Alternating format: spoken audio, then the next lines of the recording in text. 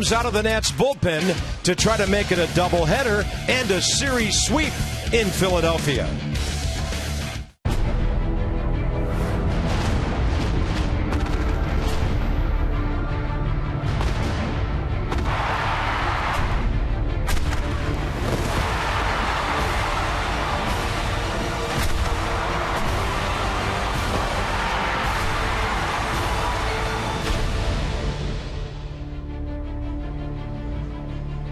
Just enough offense, very good pitching, starter and bullpen to take game one against the Phillies. Now the Nats have won another series. They're going for the sweep. Grounds crew taking care of the field. Matt Dendecker will be in the lineup. And by the way, so is Yunel Escobar for the nightcap. Span and Harper out for game 3 of this series. Bob and FP, that was a tight ball game. 3 hours and 7 minutes to battle a 3-2 game, and everything kind of worked out, and the pitching got it done at the end. Well, I think the theme of the first game was Steven Strasburg. I mean, he's back in full force. His fastball at 99, 98 at times. He was great. Like you said, just enough offense. But good teams take 2 out of 3. What do great teams do? They sweep. So, yeah, you take 2 games, the first 2 games of the doubleheader. But Steven Strasburg's changeup, his curveball combination for strike 3, great in game 1. Then David Carpenter coming out of the bullpen, a big 3-2 pitch to Ryan Howard. He showed him all fastballs until that point. Then he went with the 3-2 slider. And then Drew Storer nailing down the save. And Ian Desmond with a great backhand play. The nice long hop for Tyler Moore. He made it easy on him. He made the bounce in the grass. And here we go on to game 2. The Nats trying to sweep with an off day tomorrow in Atlanta. So the Nats, just enough hitting, just enough pitching to win it. Dan Uggla gets on base 4 times in a row. Strasburg, more efficient than last time out. He goes 113 pitches. Michael Taylor becoming a star in that number 8 spot. In fact, he was so good, he gets to lead off the nightcap. So here at Citizens Bank Park, it's 2 for the price of 1. Settle in. We've got 2.5 for 3 hours more of baseball for you. Nats go for the sweep.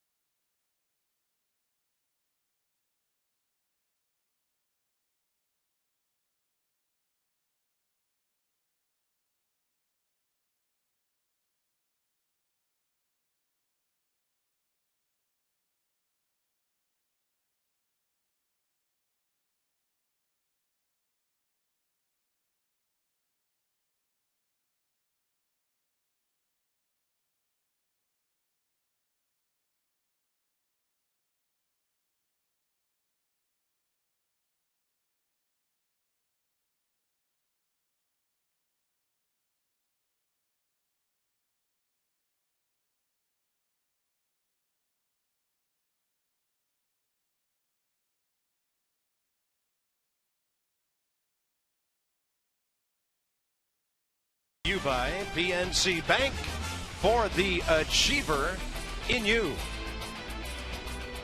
Nice day in Philly. Getting ready for the second game of a doubleheader. The Nats and the Phils. Washington now leads the season series 8-4, 3-2 here, and Tanner Roark gets the call for the second game of the doubleheader. And for Tanner, it'll be his 6th start of the year, his 20th appearance overall. And the Phillies take the field behind their rookie pitcher, Severino Gonzalez. The Nats will go with Taylor in the leadoff spot today And Michael A. had a nice game in Game 1. RBI double after a single, played well in left field. Yunel Escobar hitting .322, back in the lineup for the nightcap. Jose Lobaton will get some playing time. And Matt Dendecker will start in right field with Clint Robinson over in left, flanking Taylor. 22-year-old right-hander, Severino Gonzalez. Yeah, fastball slider. He'll cut the fastball. Curveball change. Fastball averages 88, 89 miles an hour. His last start was on the 23rd at Buffalo AAA. Got the no decision. Pitched 6 innings. Gave up 2 runs on 4 hits. Walked 3. Struck out 2. So the Nats will get their first look at Severino Gonzalez. And I'm going to get my first look at the Phillies lineup and just write it down how they're standing out on defense. Yeah, let's set the defense and set my lineup card all at the same time. Ashe, Herrera, Brown the outfield, Blanco, Franco left side. Everybody say that 10 times fast. Hernandez Ruff the right side, and Carlos Ruiz behind the plate. Blanco and Franco, your left side. 18-year veteran, the crew chief, Jerry Meals, has the plate for the nightcap. So the first game umpire, Paul Emmel, gets the night off. Andy Fletcher at first, Jordan Baker at second, and Sean Barber umpires at third base. So for the Nats, who are still hitting .259, batting average stayed right where it was after Game 1. It'll be Michael A. Taylor who steps in at .254. Gonzalez ready.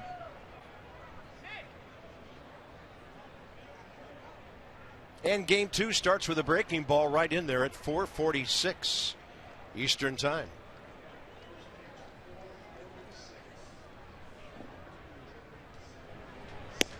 .76 degrees. That's the spirit here in Philadelphia. A little cooler from Game 1. And the count's 1 ball, 1 strike. Danny Espinoza and Yunel Escobar to follow, and that's a good heater at 91. 1 ball, 2 strikes.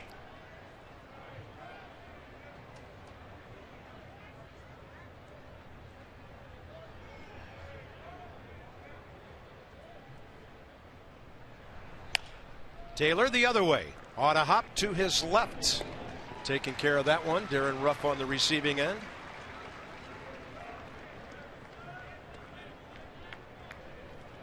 And Cesar Hernandez handling that.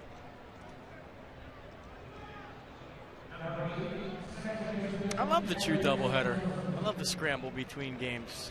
Players going back in, changing uniforms, putting on some dry t-shirts. And if you're playing in both games, you don't have to get as loose as you would if you're just playing in the second game. So Danny Espinoza playing Game 1. Tanner Roark ready. And how nice is it for Matt Williams to have a guy like Tanner Roark to throw out in the second game of a doubleheader? Come on. Yeah, I think I'll go with a guy who won 15 games last year. Right. Danny Espinoza swings through 91, and the count's even 1-1. Wilmer Defoe is the Nats' extra player for the nightcap of the doubleheader. He got here this morning. First thing Mike Wallace, the clubhouse guy, told him, get something to eat and then we'll get you organized. He said, yes, sir. Danny Espinoza, Game 1 today, 0 for 4 with the sac fly. Got the Nats back even in the 5th inning with his 22nd run batted in.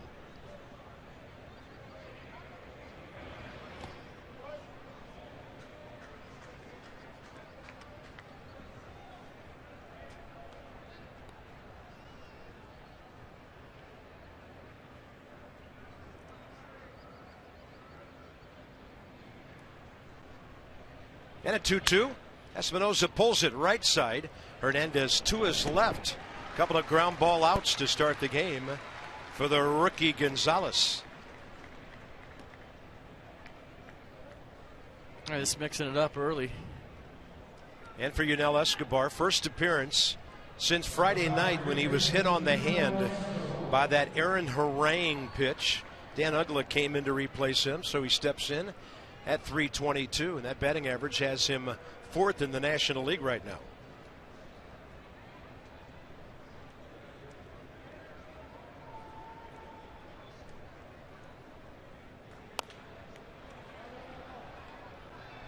I drilled on the hand, missed yesterday. Looks like he has some padding on that left hand. Remember we talked about Jeff Bagwell's batting glove? It's very similar to the one Bagwell used to use. His had a big block, a big pad on it. He was a guy a lot like Yunel Escobar that dove out over the plate. Kind of similar stances, too, when you think about it. Although Bagwell used to stride backwards. He's the only hitter I ever saw stride backwards toward the catcher and not toward the pitcher. Worked for him. It sure did.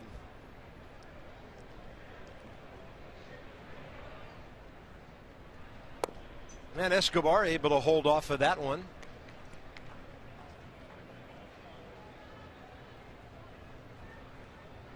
Are you filling your scorecard out off the scoreboard like I am right now? Shh. Secrets. That's the first time I've ever done that. Just reading the scoreboard, writing it down. Yeah, back in the day before split doubleheaders, this was there it is. This was the normal sort of procedure on a lot of Sunday afternoons or after rainouts.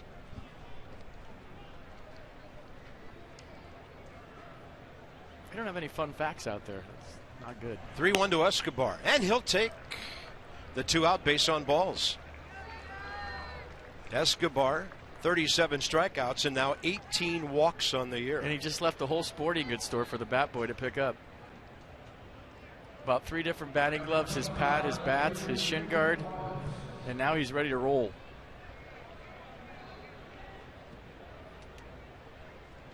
Clint Robinson contributing some defense. 2 walks and a run scored in game 1, a check swing and a foul.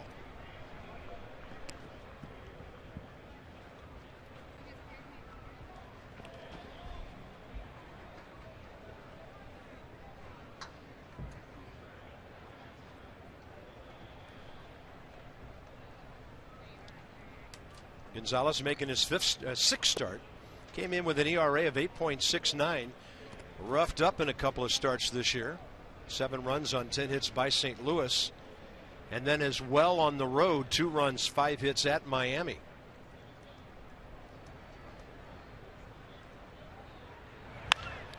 Clint Robinson, if it's fair, it is way out of here. It's looking foul just to the right of the pole, and then almost went right over the top of it.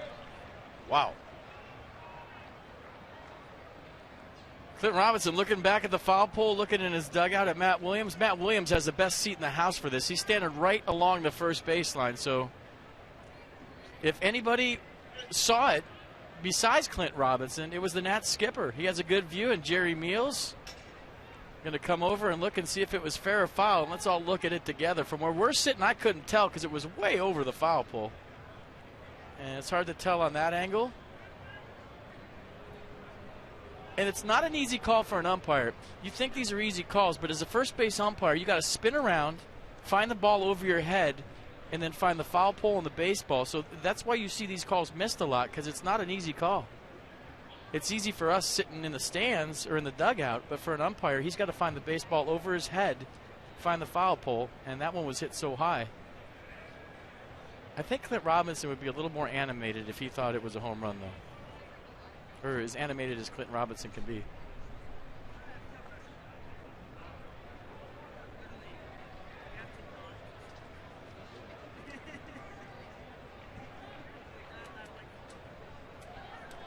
So this is an umpire review, doesn't necessarily go down as a challenge.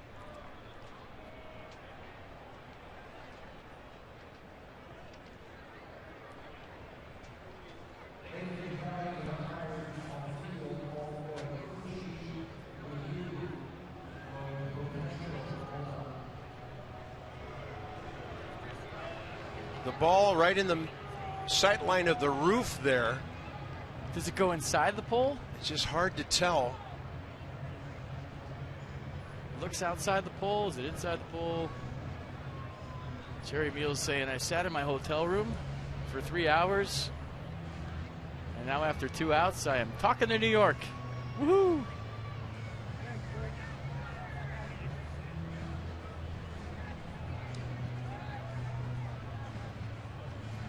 If I'm reading body language, I'm saying it's foul, just based on Matt Williams sitting there, Clint Robinson hoping they see something that he didn't. Nats. If you hit a 2-run homer, you're going nuts, right? Not George Brett nuts, but yeah. It's a foul ball. Umpire raising both hands, signifying foul.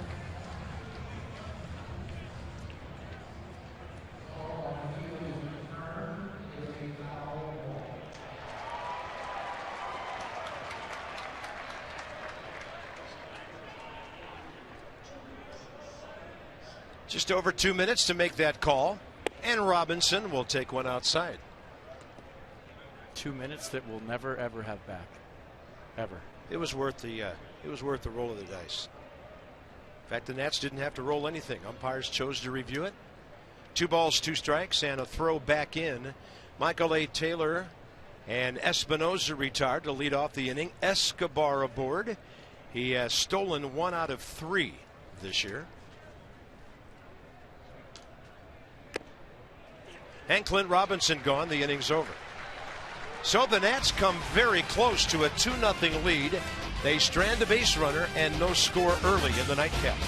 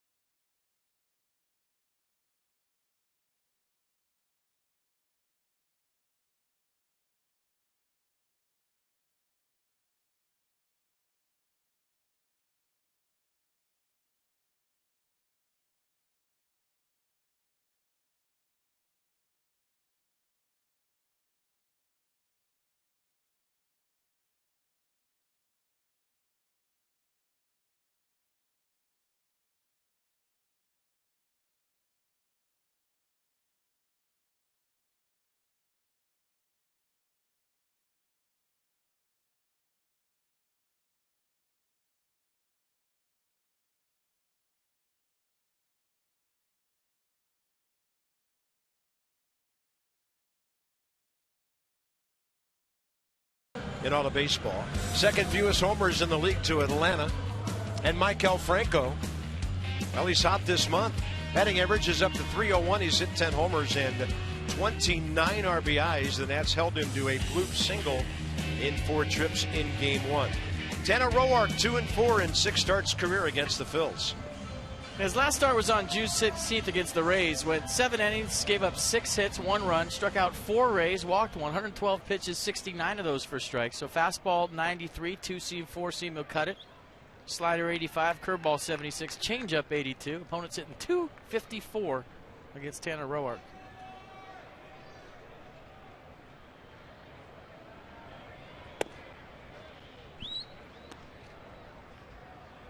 Odubel Herrera hitting .243. Herrera career against Tanner Roark, 1 for 1 with a double. Lines one on a hop. Desmond backed up, took it softly, and then throws it hard to Tyler Moore.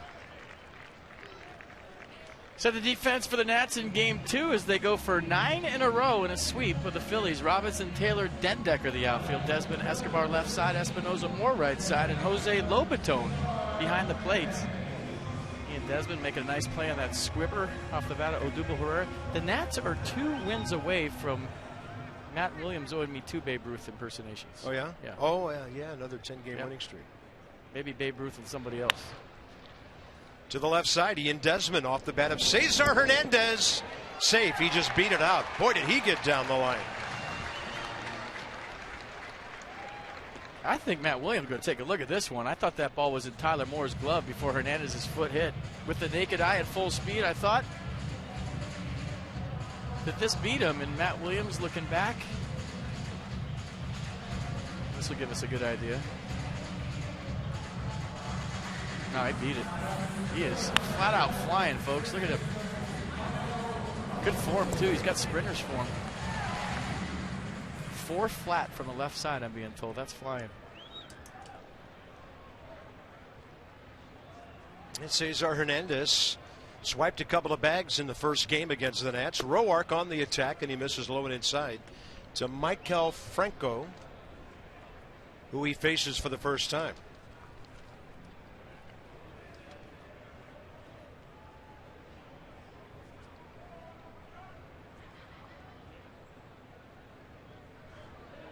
Nats, by the way, with their Game 1 win, stay 3.5 up on the Mets, who won their suspended game. They haven't started their second game yet. They stay 6.5 up on the Braves, who won. They're 12 up on the Marlins, who lost, and 16.5 on these Phillies.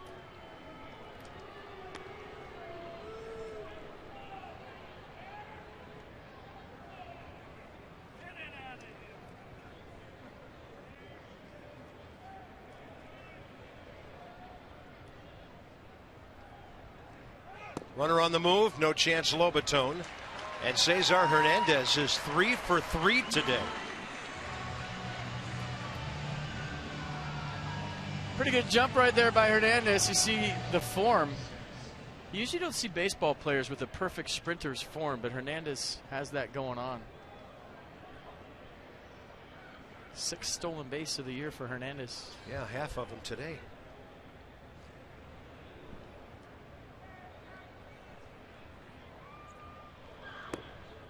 Reminds me of Andres Torres, the way he runs.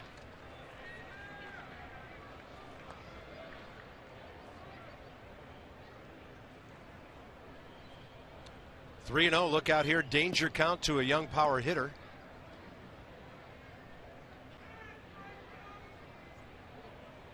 And right down the middle, he was swinging. And Desmond can't get it on the short hop or the second attempt. Runner stayed at second.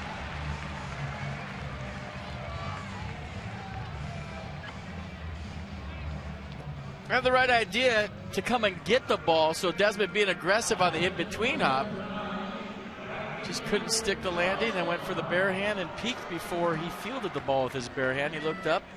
Still might have had a chance if he grabs that one on a hop. Ian Desmond, 17th error of the year. Dominic Brown, the hitter. And Tanner Roark tails the fastball to the outside edge. Dominic Brown career against Tanner Roark, 3 for 7 with a home run and a double.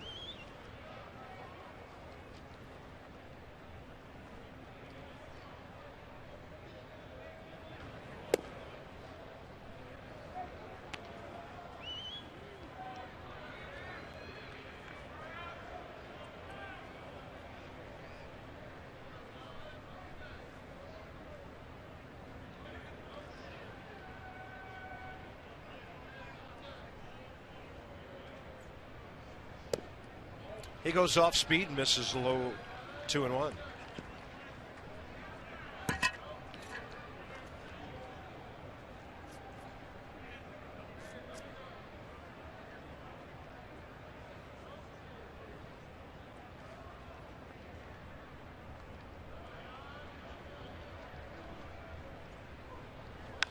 On a pitch up. Fly ball to center. It'll play for Michael A. Taylor. He'll get behind it. Hernandez going to third. Michael hits the cutoff man, Desmond, 2 outs.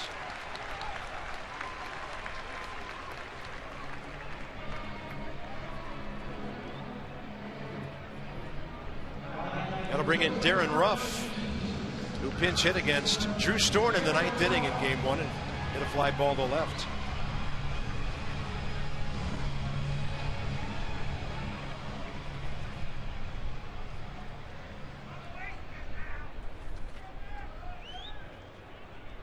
Pitch number 12 coming. 6 balls, 5 strikes for Roark here early.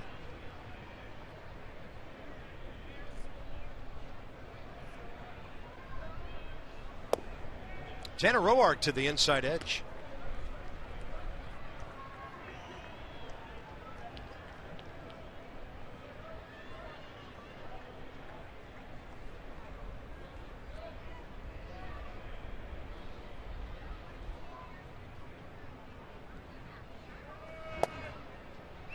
Now he's got him 0-2. A little swing back action on the fastball. Starting it off the plate away, running it back. It's a good sign for the left-handers. He likes to use that as his out pitch. 0-2 now. Lobaton goes backhand to grab it.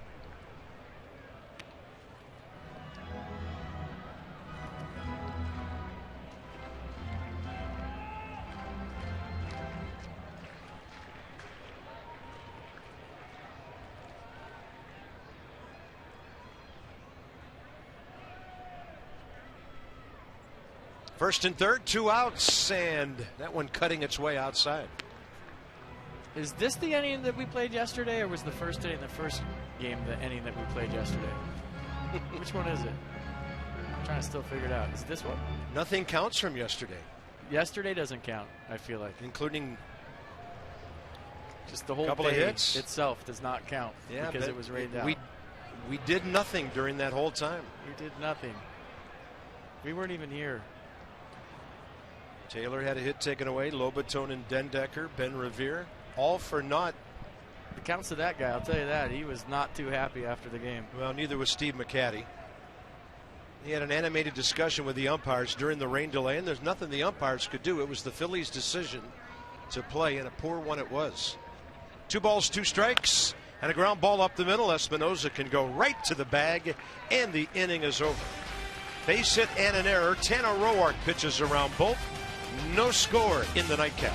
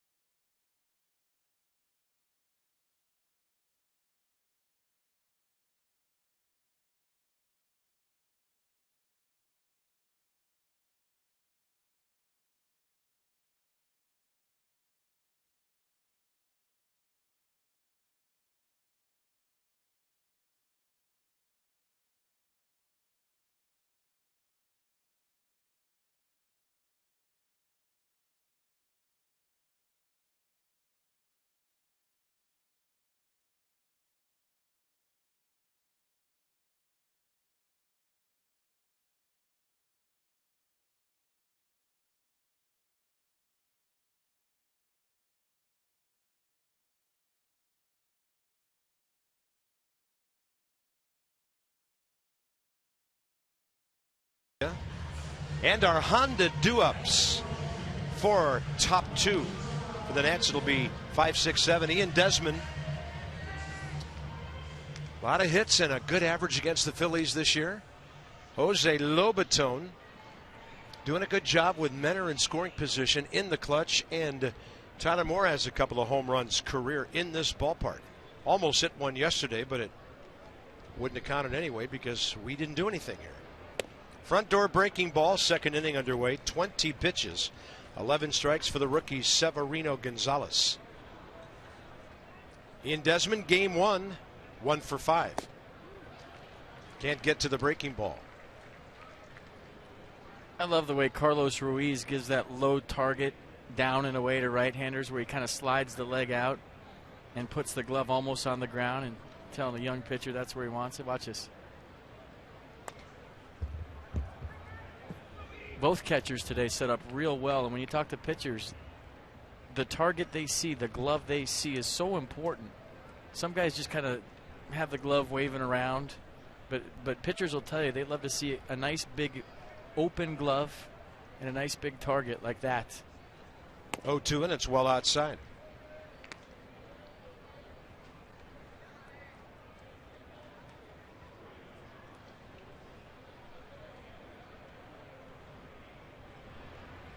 Desmond waiting for that one, And it almost took Maikel Franco into left field with it.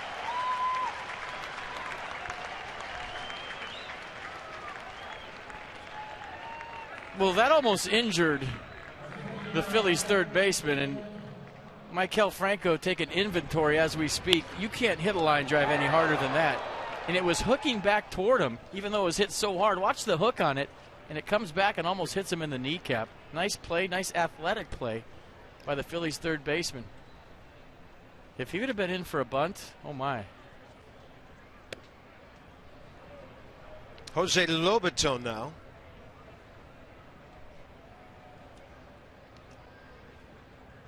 Appearing in his 19th ball game, 13 for 59, hitting .220.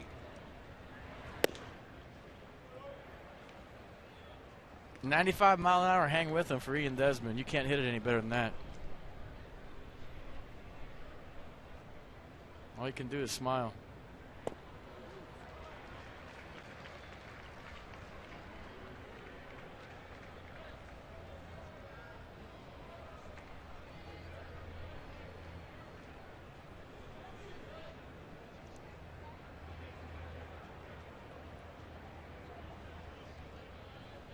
Two balls, one strike.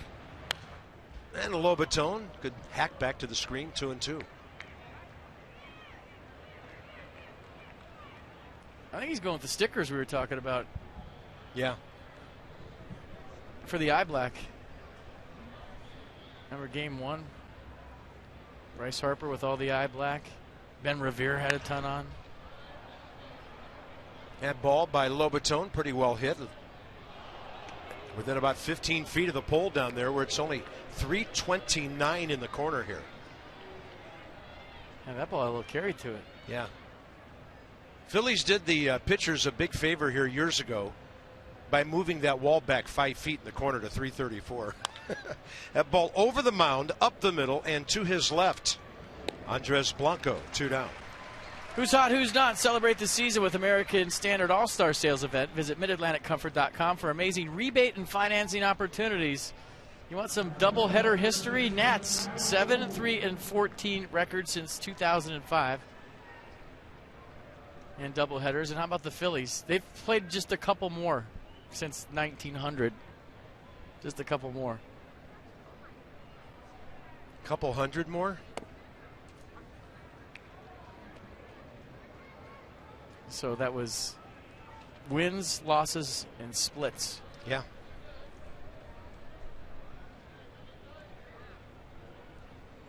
Up and in.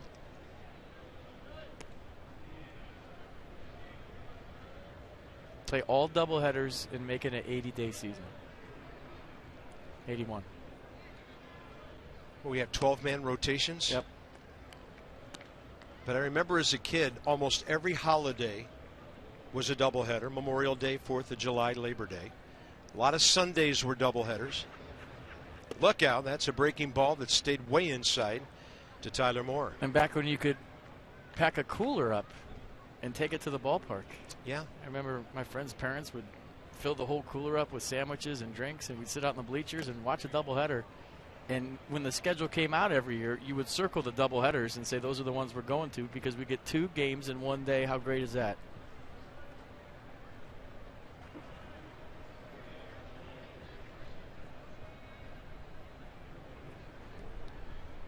Three-two to Tyler Moore here in the second. And he goes up and pops it up. Short center field for Andres Blanco. Waves everybody off. And only the walk to Escobar blemishes the first 2 innings for the rookie Gonzalez.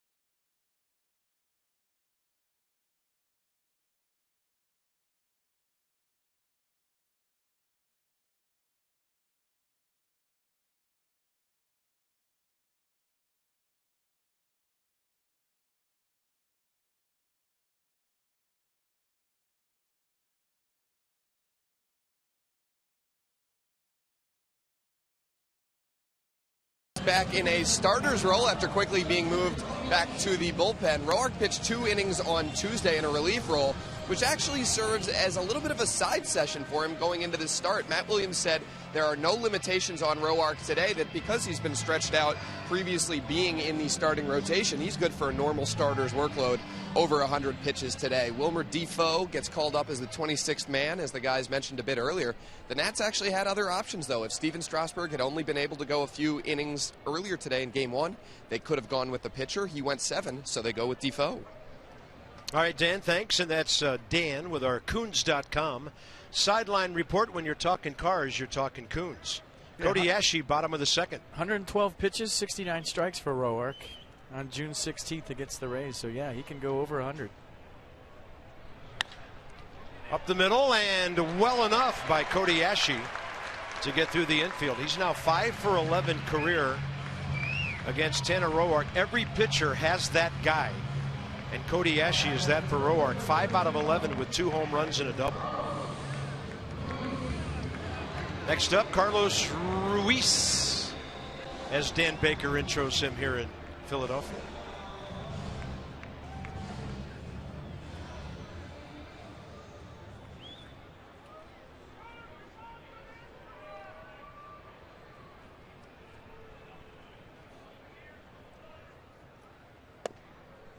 Right in there to Carlos, hitting .222.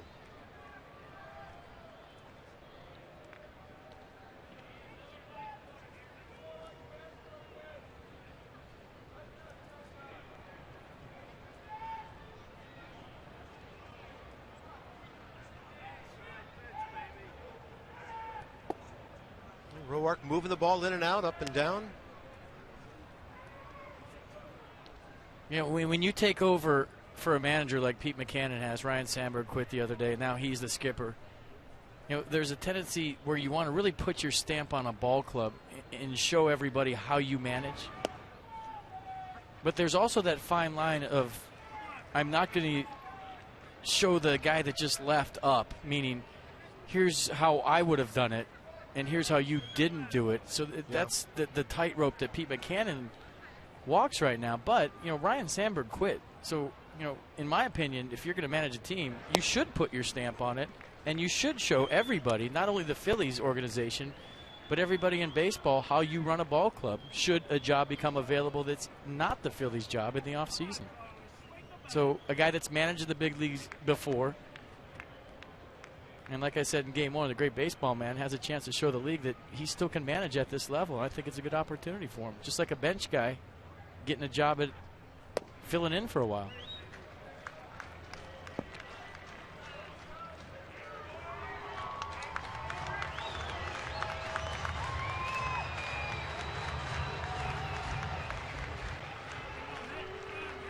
Three-two with a runner aboard. We'll see if Cody Ashe's on the move here.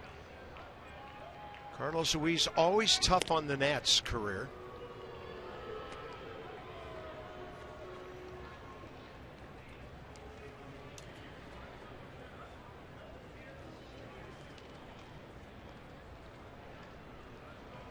.11 homers and 50 RBIs career against Washington.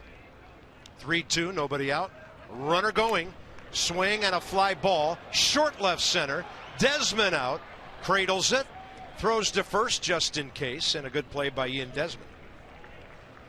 A really nice over-the-shoulder catch. He made it look easy. That play's not that easy. And he knew he was the only guy that could get to it. And a tough read for Cody Ashe. He almost got caught in between. He's got to be close enough to advance if it's dropped and close enough to first to get back if Desmond catches it. But over the shoulder, not a problem. Nice play.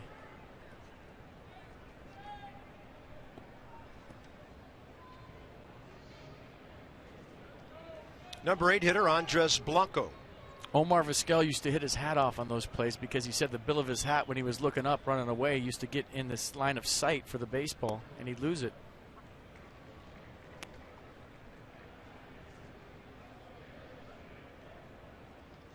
But you see Ian Desmond kind of creating an angle over his right shoulder.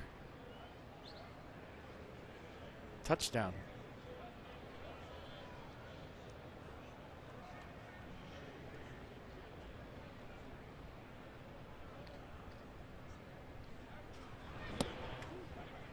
under the hands of the switch hitting Andres Blanco, who from this side of the plate sitting 222.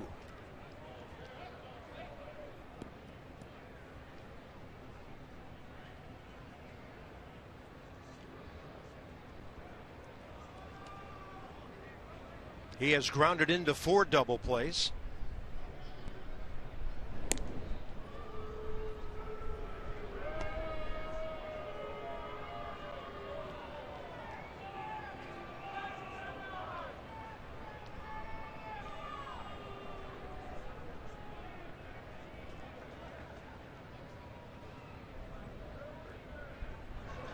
And Roark bounces one, well blocked by Jose Lobaton. Great block by Jose Lobaton. And scrambled out to get the ball so that Cody Ashe could advance. I mean, even if you're looking for ball in the dirt right here, watch how Jose Lobaton smothers it, keeps it relatively close, and is to his feet in an instant, flips the helmet off and picks up the runner even before he picks up the baseball. He knows where the baseball's at. He's ID'd it. Look at the runner. Keep the double play in order. Nice play.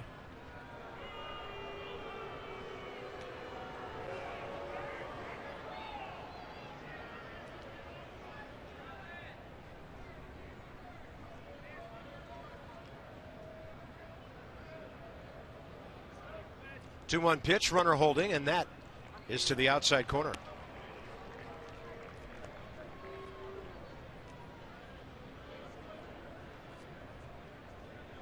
It's outside, but watch Lobaton once again. Just turn of the wrist. Takes a pitch that was off the black and presents it as a strike. On the Mercedes-Benz pitch track. 2-2 now to Blanco.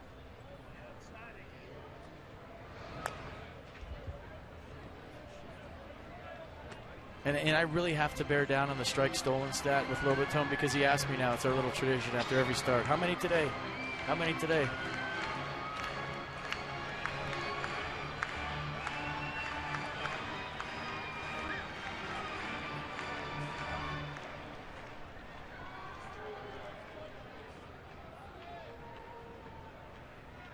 Runner on the move, and the ball well foul.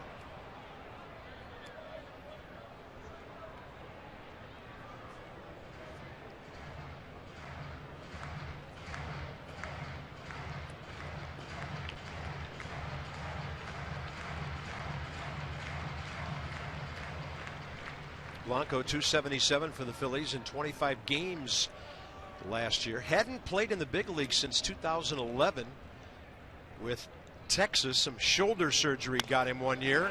He got a hanger there, and he puts it down the right field line. Cody Ashe approaching third. Dendecker digs it out quickly, and that keeps the runners at second and third with one out, and the pitcher coming up. That's a nice play by Dendecker down the corner to hold Cody Ashe at third, especially with the pitcher Gonzalez coming up. So we'll see how Pete McCannon decides to play it right here with his pitcher hitting second, third, one out. But a nice piece of hitting by Andres Blanco. But watch Dendecker hustling down here in the corner to save a run for the time being. And Ashe's held at third base. And if that kicks around anywhere down there, it's 1-0 Phillies. Any chance to get out of this if you're Tanner Roark. Yeah, pitcher coming up.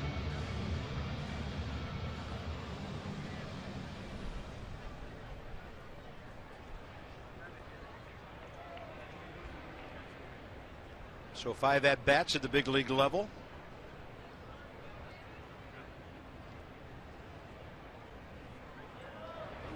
Infield way in, fastball 92 right in there.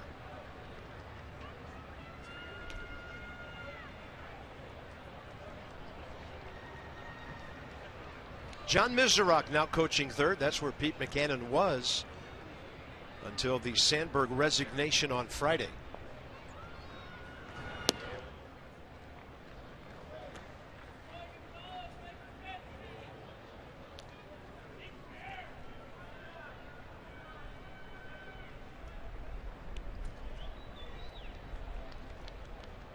I'd like to tell you how Gonzalez swings the bat, but I have no idea. Very late there. Yeah, I was going to say very late. A little tardy. Just 22 years of age. Phillies signed him 4 years ago out of Panama. Roark goes up and in. He manages to get part of the barrel around.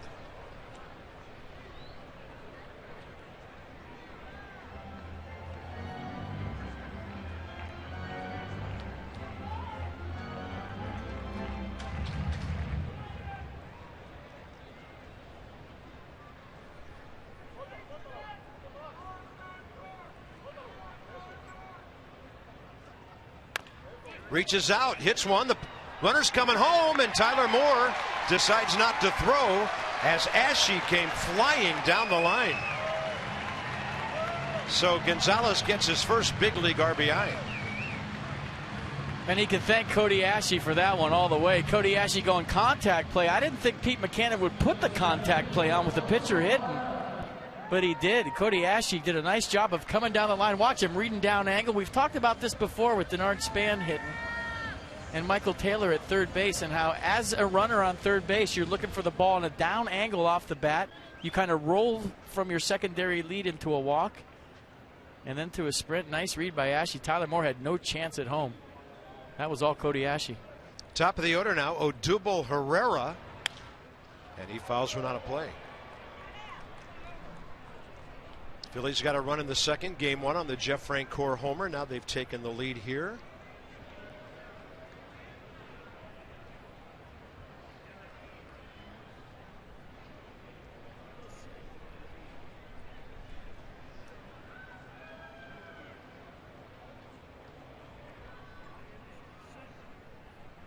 And a big breaking ball.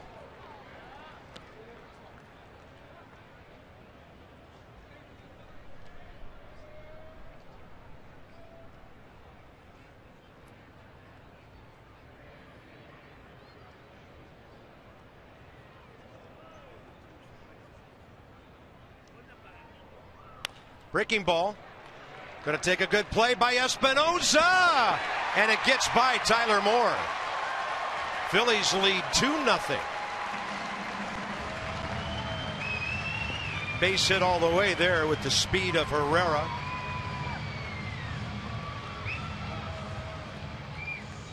Got a little do-or-die play for Espinosa, do-or-die play for Tyler Moore on the throw. Espinosa going to the backhand side, throws sidearm, and kind of a nasty sinker to Tyler Moore on the home plate side of first base, and just a little do-or-die swipe, and that ball came up. Might have hit a cleat mark. Watch this ball have a violent hop at the end. Maybe a little more bouncy than Tyler Moore anticipated over his glove. Cesar Hernandez is next. Can't forget about Herrera, a running threat at first base. He has stolen 8 of 10.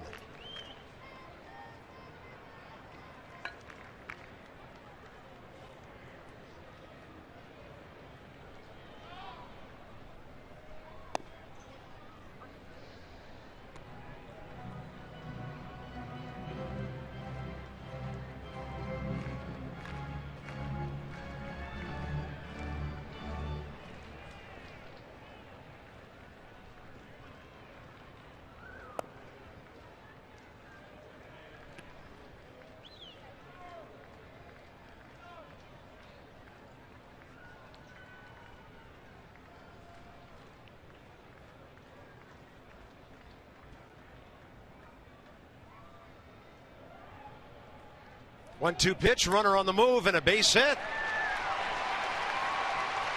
Herrera moving over to third with 2 outs.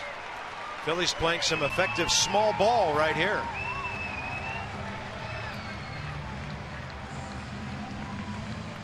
Yeah, they've done a nice job. The contact play with Cody Ashe. Now Odubel Herrera running on the pitch, goes first to third with 2 outs. Nice piece of hitting by Hernandez, using the hole vacated by Ian Desmond, who was covering on the steal.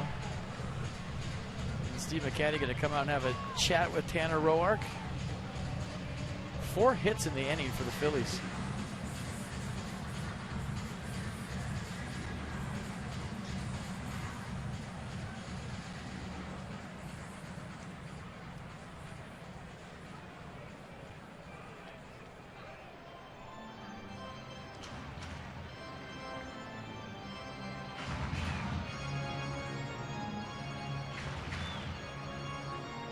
Well, that conversation, whatever it entailed, ended with a smile, so let's see.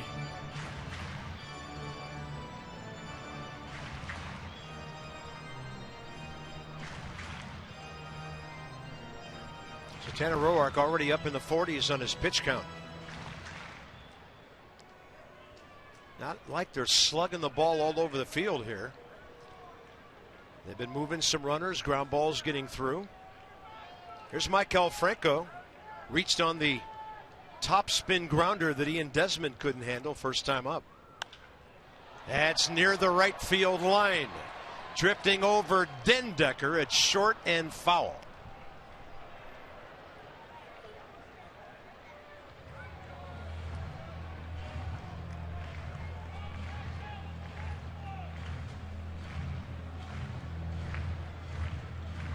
Tanner a little strong here early. Fastball's been elevated at times.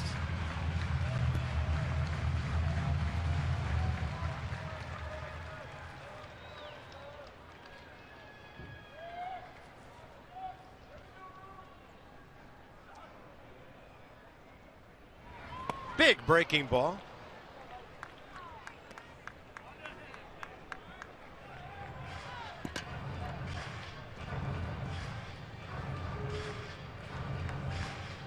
Might see another one of those. Pretty good swing on the fastball. Missed the curveball by a mile. Might see another one. Or something off the plate away. Yeah, he goes cutting one outside at 87.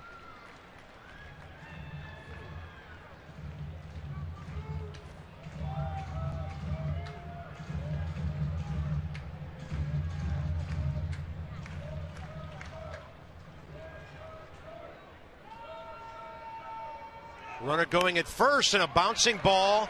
Desmond keeps it on the infield, but the run will score. Ian was hoping to catch Hernandez rounding second, and the Phillies put together 5 hits in this inning to score 3 runs.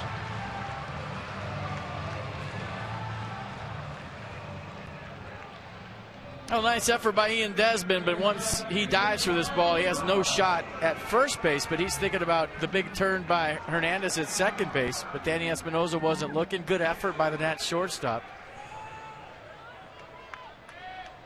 Another ground ball with eyes here in the second.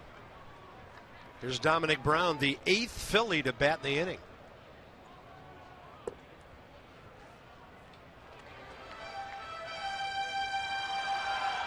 I mean, long way to go in this one. You got a guy with an 8.69 ERA pitching against you.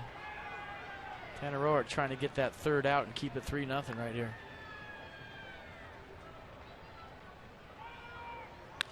That ball ripped. That's going to be another run with Hernandez coming around. 4-0 Philadelphia.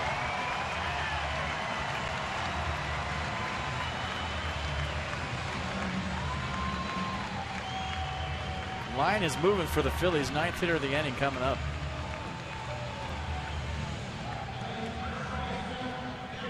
And the 9th man to bat, Darren Ruff, who bounced out to end the first inning.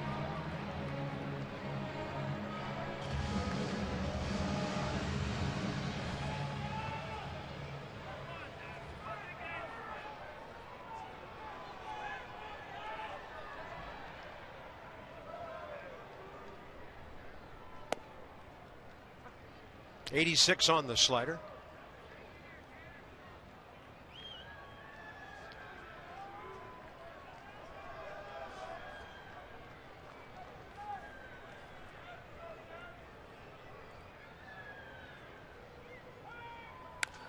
And a ball hit hard to center and right at Michael A. Taylor. Quite an inning for the Phillies. Probably the best one they've had against the Nats all year. On to do up is Matt Dendecker. He's had some hits against the Phillies. He had a home run here Friday night. Nats have a long road back, long way to go.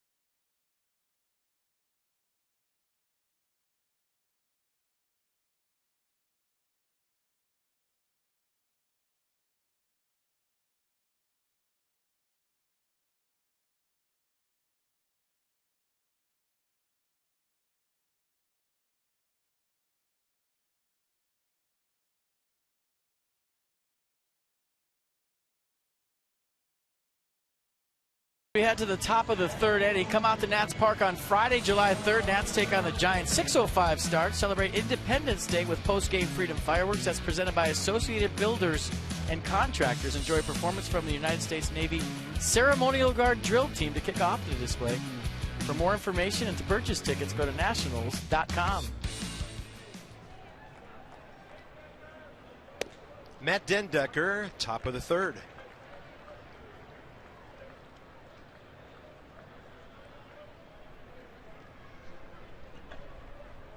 Guys need to get some hits, get some guys on base, and give Tanner Roark a breather here.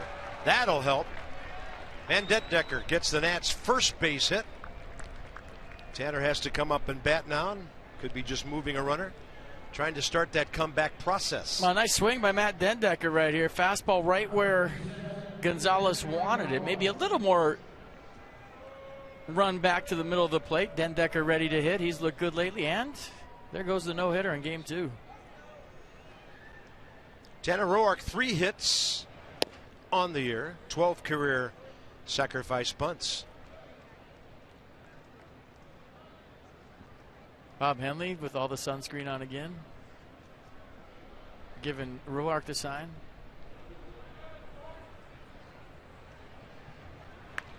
Roark fights one off, and it stays fair. Ruff decides to grab it. 3 unassisted on the sacrifice, and Dendecker to second base. Did you hear everybody screaming in the background? Matt Dendecker thought it was a foul ball. He started to walk back to first base, and the whole third base dugout was screaming to Dendecker, go back to first. So Roark bunted this right down the line. The play behind Dendecker, and Bob Henley and the whole third base dugout screaming. Matt thought it was foul. Had a good 3-4 steps back to first base.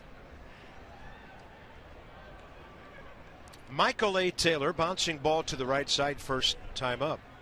With his single and double in game 1, he has an 8-game hitting streak with 13 hits. 1 RBI in this series, and a good fastball from Gonzalez to the outside edge.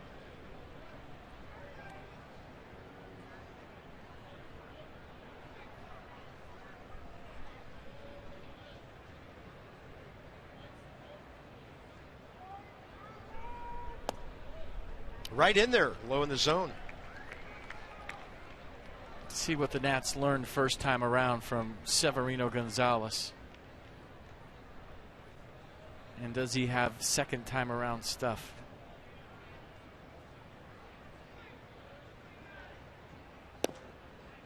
Oh, Ruiz is setting up in the Phillies dugout right there. Did you see that? Not even close. Yeah, we see Carlos sit out there with Hamels in his changeup. 1-2 with 1 out, and the breaking ball is over but low, and Dendecker had a good secondary lead but went back. Ruiz kept it close.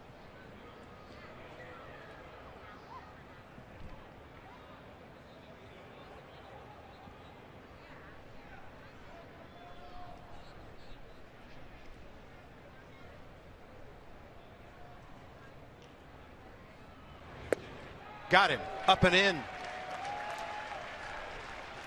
Second strikeout on a ball that might have backed up a bit on the hitter. Might have been a changeup at 84. Yeah, it looked like a changeup. They just kind of ran into Michael Taylor. He throws it 14% of the time, averages 83 miles an hour, and really the last place you think of a changeup as a right-handed hitter is up and in. Nissan pitch track and strike 3 and 2 outs now. Danny Espinosa. Danny's still looking for his first hit in this series. Has a couple of RBIs on sac flies and a walk, but he's 0 for 8.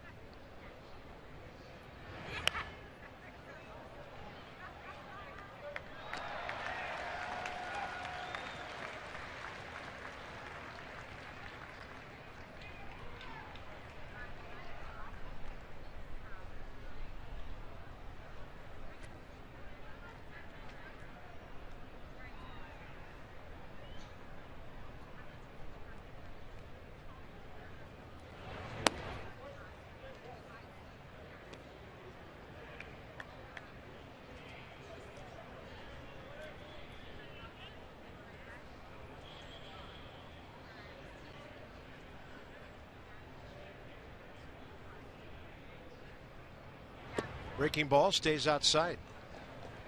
They're in the 4th inning of that regularly scheduled Reds-Mets game today. 2-2 the score there. Mets won the suspended game 2-1 in 13 innings. Right about the time game 1 was wrapping up here. Change up goes fading away, 3-1. Don't want to start nibbling if you're Severino Gonzalez with a 4-run lead. It's a sure way to let the Nats right back into this one.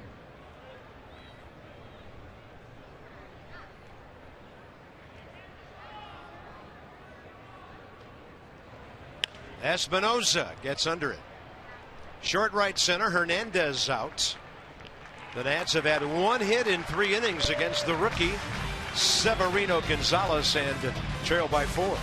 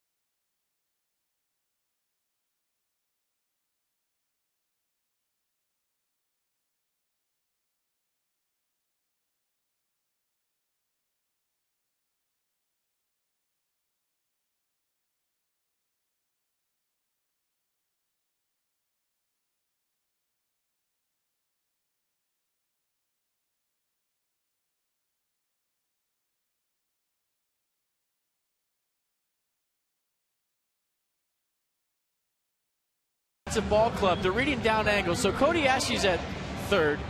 You know, Escobar playing third. Your initial lead is as far as the third baseman is off the bag, and you try to time when the ball's in the zone so that all your weight's moving toward home plate. And now you're looking at the hitter, and you're looking for the down angle off the bat. So as soon as you see the ball make contact, it goes on a down angle. Your momentum's going home, and you just keep rolling. If it's a low line drive to an infielder, it's a double play.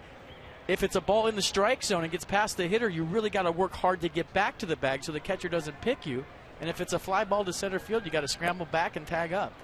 It's a very aggressive play by the offensive team, but it's incumbent on the guy at third base to have that lead, that momentum going into the strike zone, so when the ball's hit on the ground, you just keep the momentum rolling, you get a good jump, and you beat the relay home.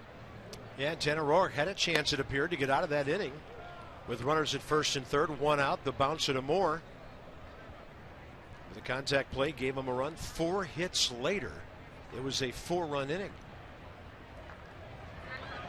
Roark to Ashe, who led off that second with a base hit up the middle. 2 balls, 2 strikes. And for you younger coaches that are thinking about maybe working on that, just get a guy doing soft toss at home plate. You get all your runners at third base, and you have a hitter up there with a fungo, and you get 3 runners deep at third, and everybody's reading at the same time. So you get your walking lead, try to time it up, and you see the down angle off the bat and keep rolling. If the ball goes in the air, all the runners should tag. But it's something that you work on in batting practice as a big leaguer, and in spring training as a big leaguer. And if you're a younger player, you work on it in practice. So when you do it in the game, you know how to do it. You just don't say, hey, contact play, we're running here. It's something you work on. And Cody Ashe just executed that as good as you can possibly execute it from third base. Jose Lobaton took a shot on that last pitch.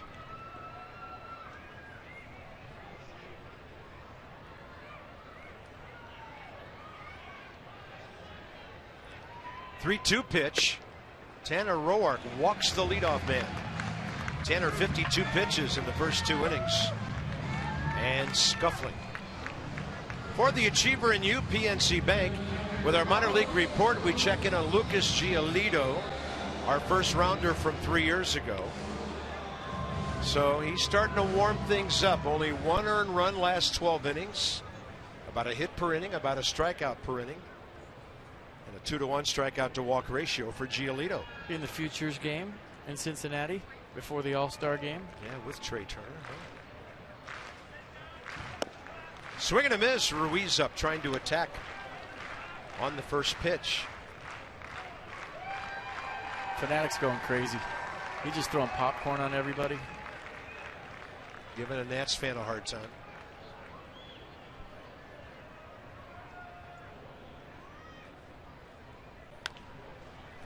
Fly ball right side and well out of play. Nats have an 8-4 season advantage over the Phillies. They are 8-1 against Atlanta, 4-3 against the Mets. Little score to even with the Marlins. They're 2-4 against them. But with today's Game 1 win, the Nats have won 14 of their last 17 in the division.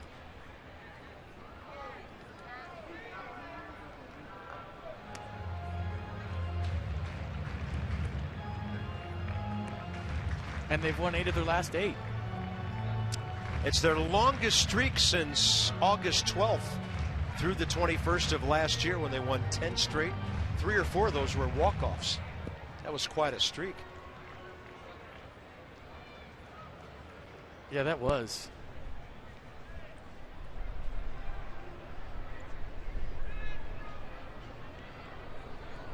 And the 0-2, Ruiz reaching to spoil it.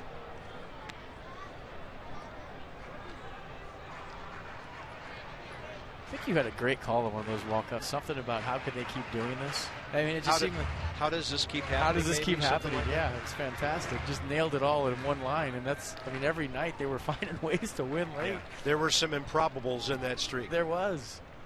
This one's been a little calmer. That ball is scorched out to center. Taylor going back to grab it. I tell you, the longer he's on the same team with Denard Span, the longer he will just continue to get better and better.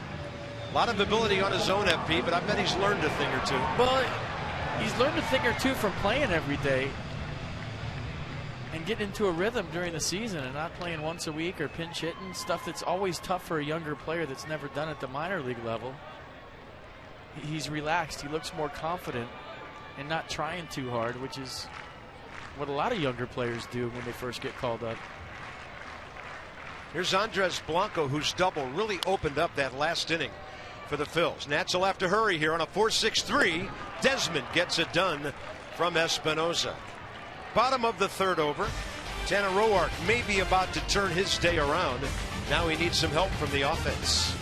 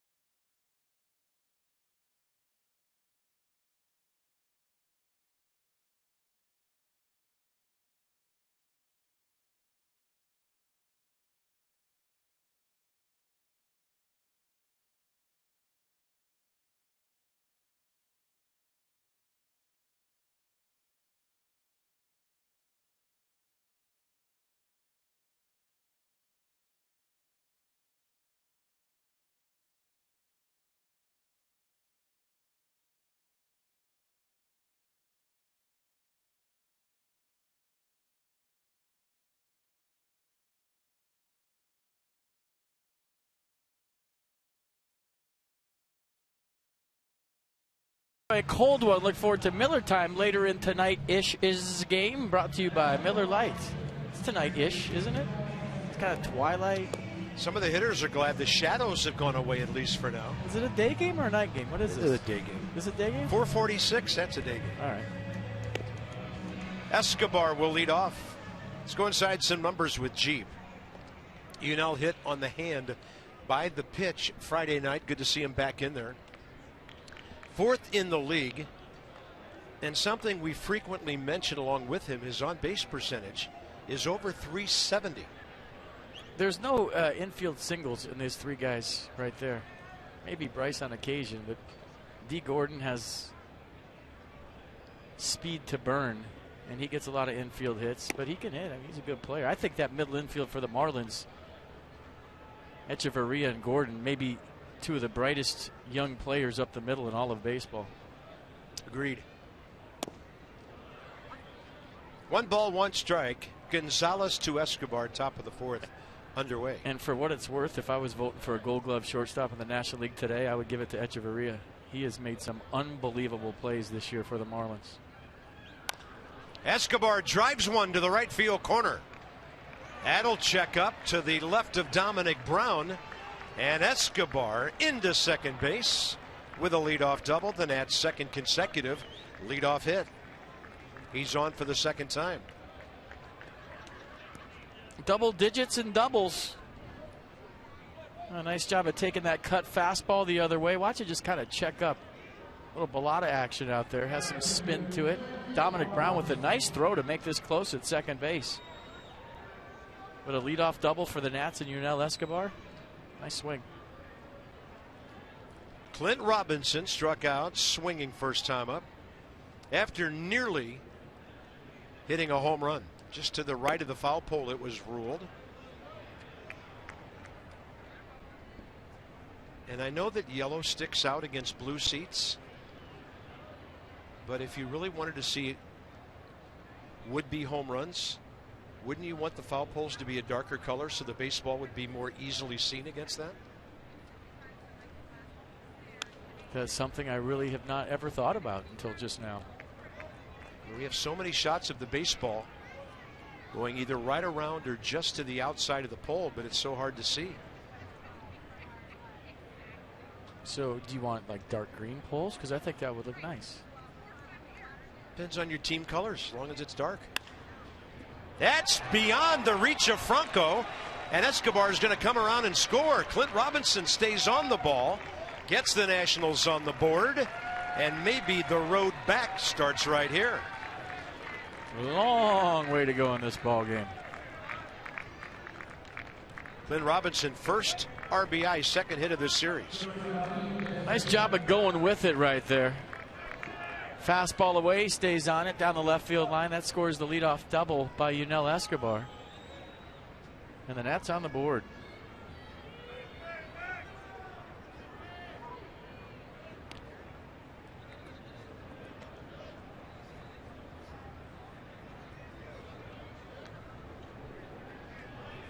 Ian Desmond hit a ball even harder than that to Franco first time up. Caught it in self-defense. And Ian Desmond, a frustrating 2 for 10 in this series.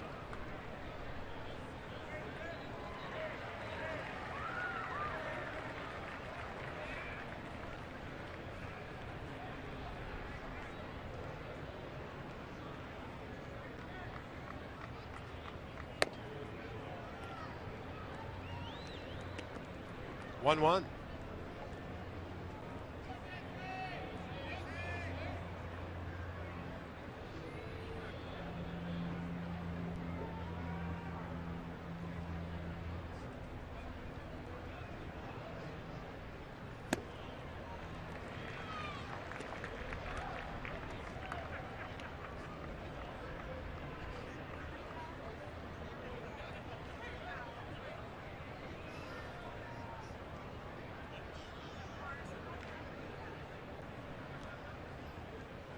And Ian IDs the breaking ball, stays away from it. Two take.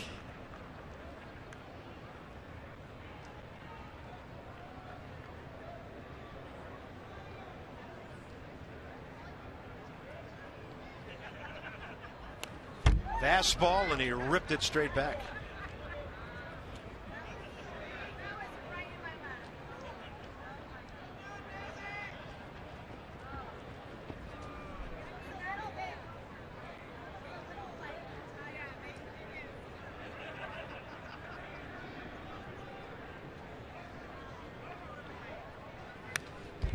Well, he's getting some good rips. All of a sudden, Gonzalez elevated with the fastball. I thought Carlos Ruiz was going to go to the 2-2 slider right there. He chose fastball again, and Ian Desmond just missing those last two, fouled him straight back. Flirting with disaster up there. Mercedes-Benz with the entire at bat here, and 5 out of 6 pitches all up there, and there's a breaking ball. Desmond gets this one. See you later. Way upstairs.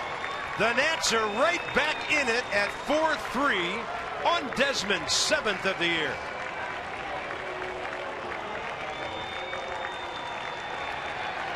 That ball was destroyed.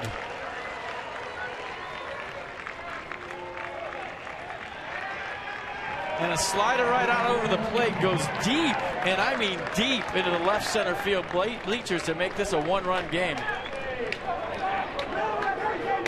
My goodness, I want to know how far that one went. That was over the 387 mark, and the back row of the seats in left center field. Yeah, might have made it up to Ashburn's Alley on a hop or two. Then a first pitch change up to Lobaton. So he's just missing the fastballs, foul him straight back. He wants the slider down the way. He goes cement mixer right out over the plate. Desmond catches it out front with another violent swing. And look where this one lands. We got to see that again. I got to see where that lands. I think it's toward the back row of that little section that's at an angle over there. Wow. Ian Desmond's 98th career home run. The march to 100 continues, and that was some kind of blast. Yeah, way up there. I'm going to say, well, I got to look at it again, but I'm thinking back row. Definitely didn't hit a person. 1-2 pitch, and Lobaton takes it low and inside. Double, single, homer. Washington right back in it.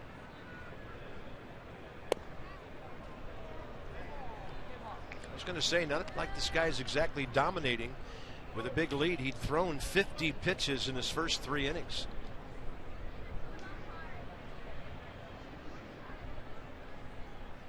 Lobaton up the middle off the pitcher, and that will be a base hit.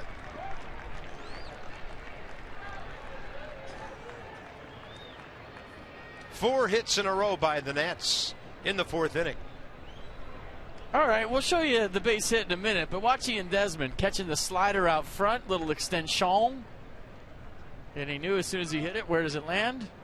Second last row. Second to last row, over everybody's head out there. Wilson Ramos, helmet taker offer guy, gives him a high 10 and makes it a 1-run game. That should have counted for more than a few runs. Tyler Moore pop up his first time.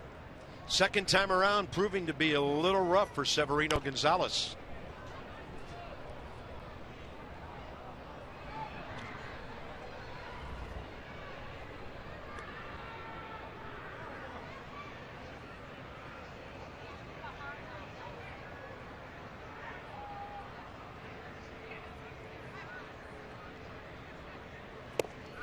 Change up, 83, a good pitch. Tyler looking for the heat.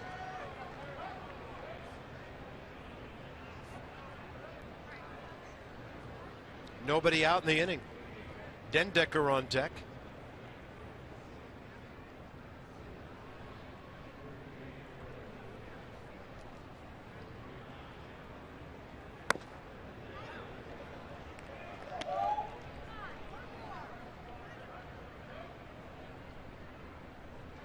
Being told 458 feet on the Ian Desmond home run.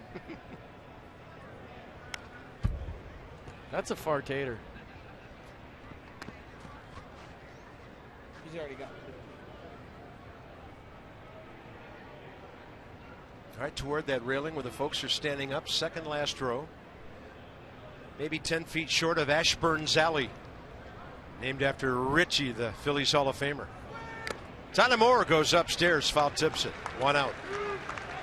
Third strikeout by Gonzalez. Join the Nats on Saturday, July 4th. That's the 4th of July for all you slower people like myself. They host Independence Day, the third installment of the season's patriotic series. That's presented by SAIC. Be a part of the salute to our country as the Nats take on the Giants, 11:05 a.m. Like I said in Game 1, it's the best day of the year besides opening day at the Yard. Be there. It is awesome, and I think a fantastic tradition that Major League Baseball gives the Nats a home game every 4th of July, and they start at 11 o'clock. It's awesome. Matt Dendecker ripped a base hit to right. Nationals' first hit last time up. Now they've added 4 more in 3 runs.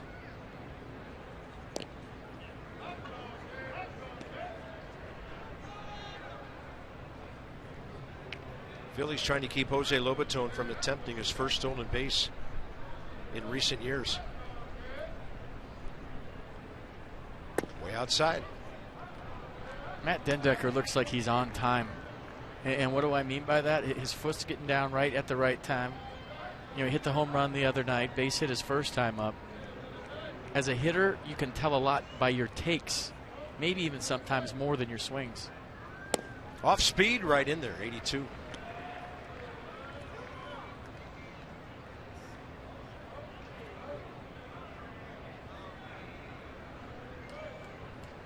Going to be a long 4 innings for the rookie. Approaching 80 pitches.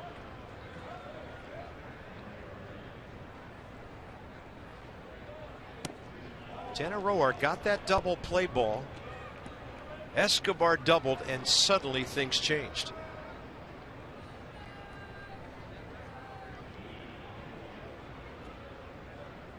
Dendecker 3 for 12 in 11 games as a hitter now. A couple of hits in this series and a couple of RBIs. He launches one to center. Herrera going back, edge of the track, and he catches it 390 feet away.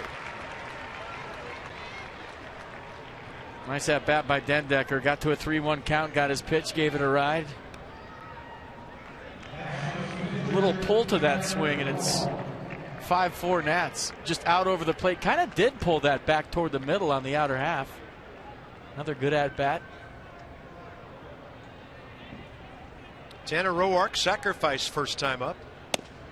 He gets a breaking ball right in there.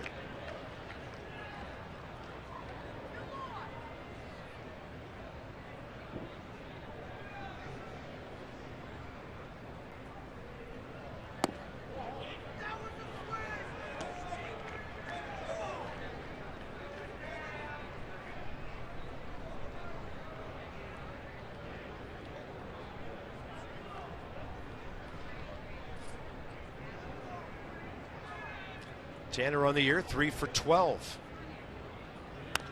Got a fastball, pretty good rip.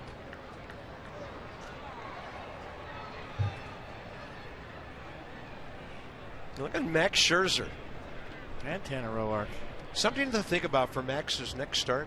Has a guy ever come over from the American League, a pitcher, and won a Silver Slugger? I don't know. Outside. Don't go to the dugout just yet, Mr. Gonzalez. Has a guy ever been perfect through 6 for 4 consecutive starts? We'll find out in Atlanta. 1-2 pitch. Roark back through the middle. Hits the mound near the bag. Taken care of by the shortstop Blanco. But a big get right back in the game inning for the Nats. Escobar double, Robinson single, Ian Desmond, one of the longest home runs of his career. It comes second row from the top in Philadelphia.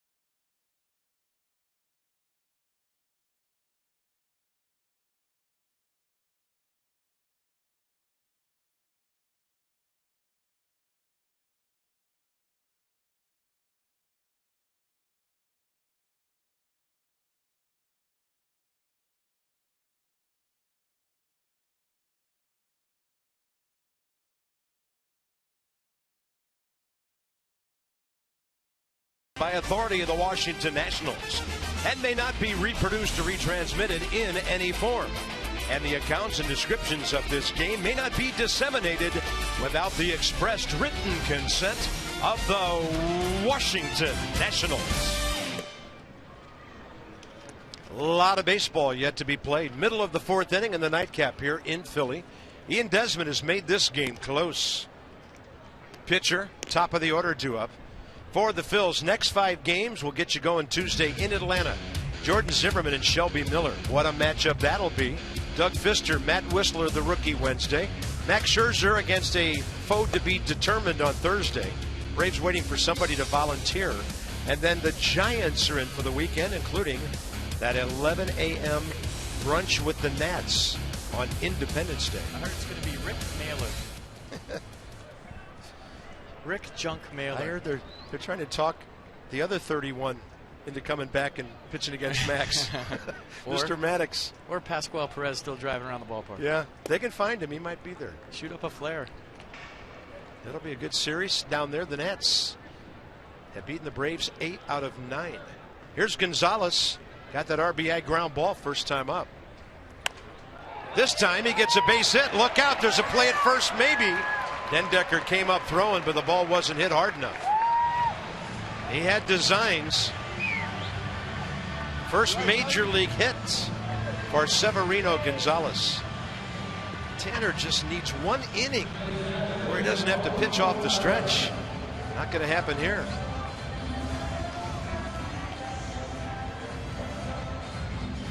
Ball might have been hit hard enough, but Gonzalez can run. He was getting it down the line. He said, that's my first big league hit, and there's no way you're throwing me out. Here's Odubel Herrera.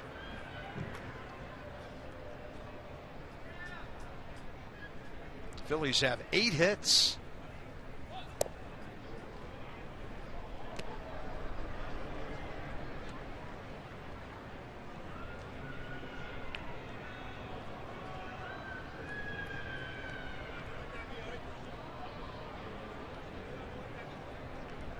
Boy, look where Yunel Escobar's playing. I mean, he's, yeah.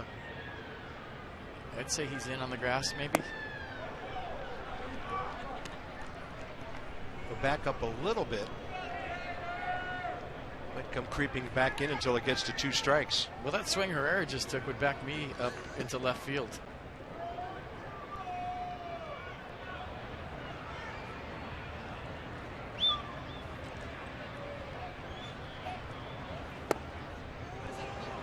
Low and away.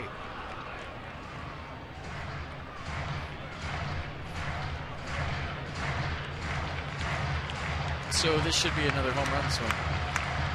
Squared. Swung out of his helmet. Squared.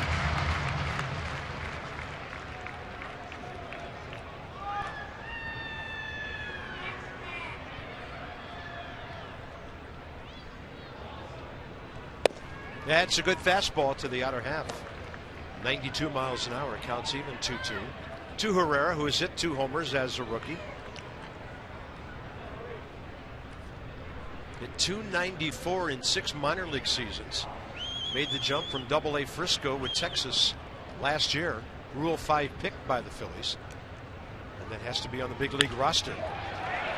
He's got a base hit.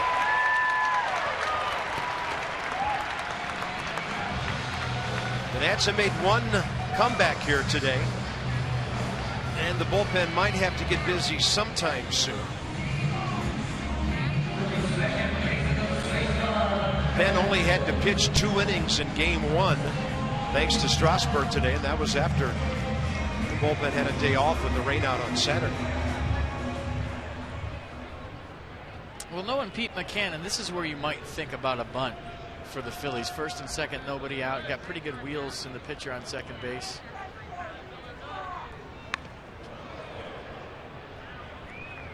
Yeah, good wheels at first, good wheels in the batter's box. And Hernandez has been a lot of trouble for the Nats today. He's 4 for 6 in the doubleheader. Tied a career high with 2 stolen bases in game 1, and he has swiped another one here.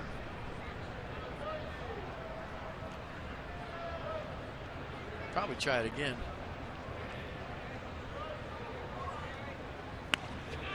Lays down a beauty for Escobar. Bare hand. Close. Out at first. Danny Espinosa covering 5-4 on the sacrifice, and Pete McCannon's up to the top step. Pete just says, hold on. And you saw Hernandez when he crossed first. He pointed back toward the dugout like he beat it. I didn't think he did. I don't even think it's close, to be honest with you. Yeah, he's out. Phillies know it. McCannon back into the dugout. And now an extended conversation with Jerry Meals. Jerry's telling him, I think you said you want a challenge.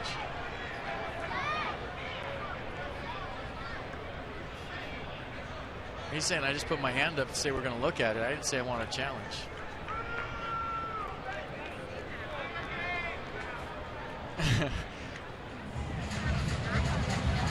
See the smirk on McCannon's face. I don't think they had challenges when he was manager of the Reds. But he just came to the top step, held up his hand, said, wait a minute, we're going to take a look at this. No challenge. Maikel Franco, 1 for 2. Infield in again. Phillies done a good job of putting the ball in play here. And that's a high fly ball, left field corner. Long run, Robinson can't get there.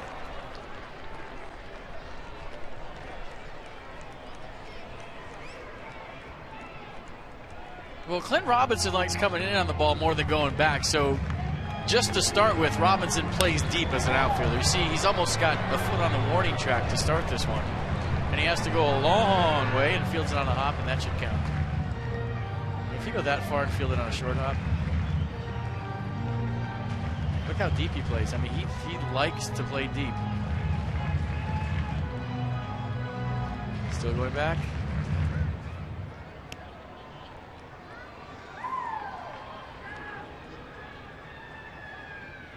Roark jams the hitter, and it goes right on through for 2 runs. Might have broken the bat, and the Phillies lead 6-3. One of those days when Tanner just can't get them to hit a ground ball at anybody.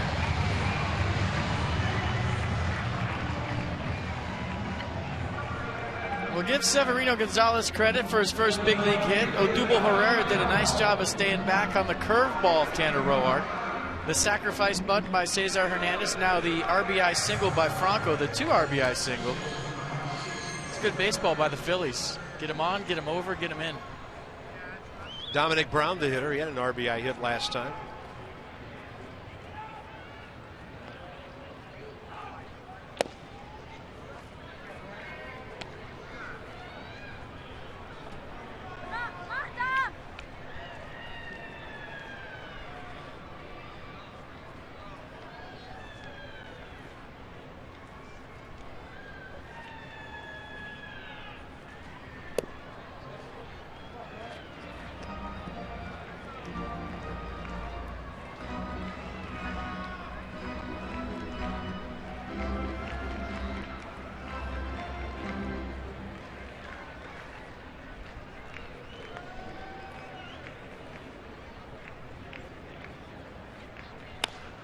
This ball off the end of the bat. Robinson will charge, and holding at second, Franco. And the Phillies already in double-digit hits, now 11. 4 more in this inning.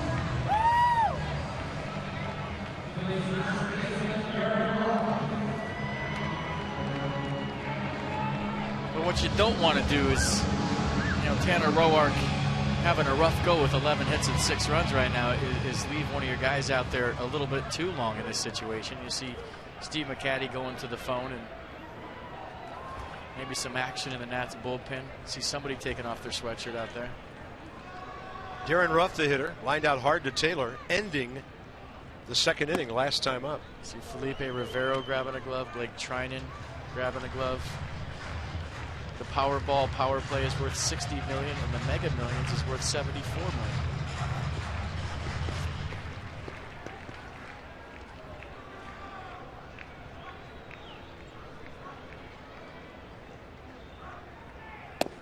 Good movement on that fastball, but it stays away.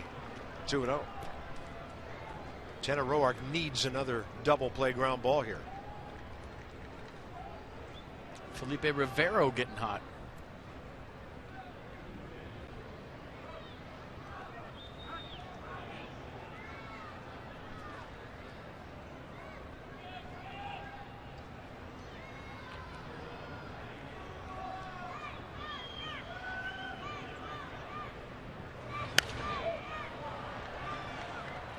I mean, I just could never look at the Nats bullpen the same ever again with the Powerball and the Mega Millions out there. Yeah, I can't. Nats led by Tyler Clippard tried to give away billions several years ago. They changed those numbers to ungodly numbers. I think it was $760 million. Fond memories of Tyler Clippard.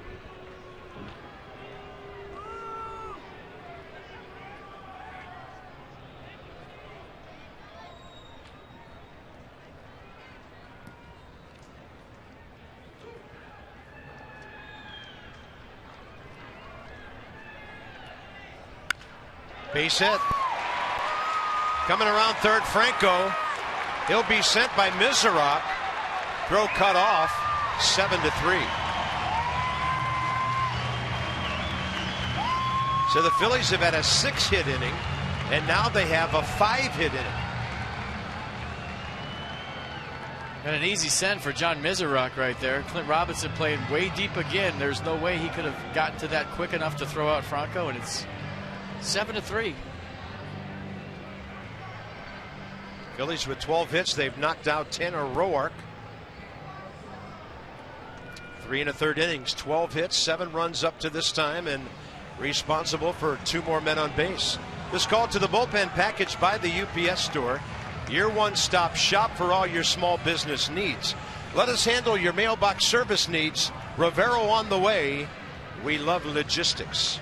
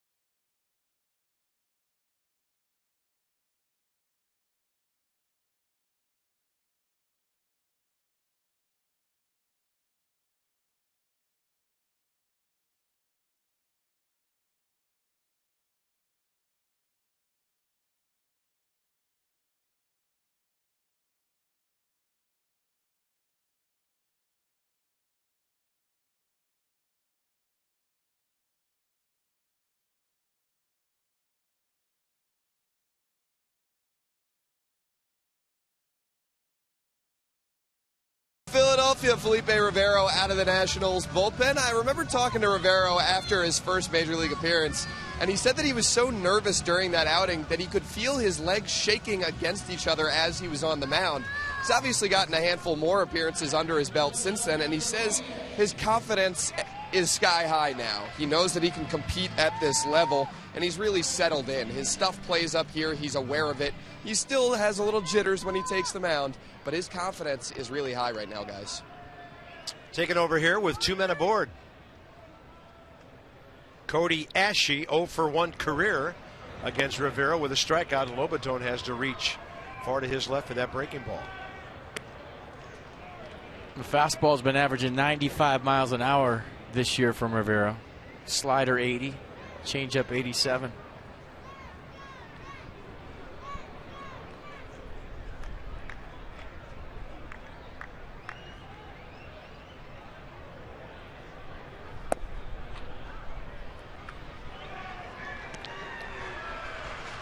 Second base, Dominic Brown. He's 2 for 3. First base, Darren Ruff, who just drove in his 11th run of the year.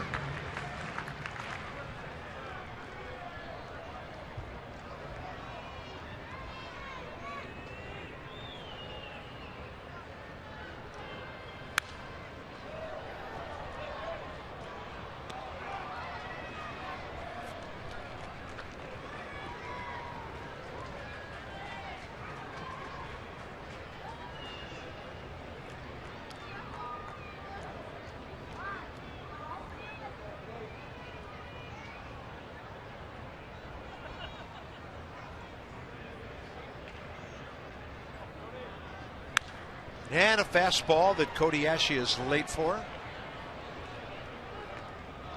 Oh, on the ricochet. Nicely done. A little rebound action.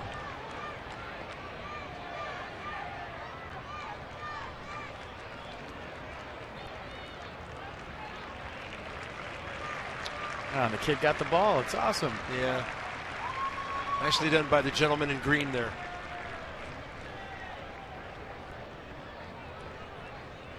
2-2 pitch with 1 out. 96.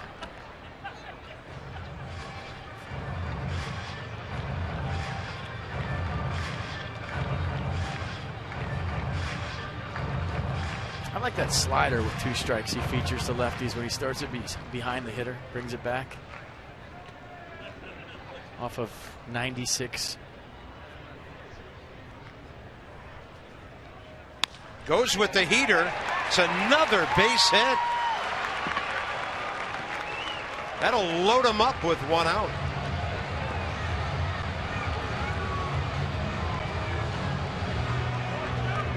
We can see Kodiashi getting closer and closer with each fastball thrown by Felipe Rivero, and he finally timed one up.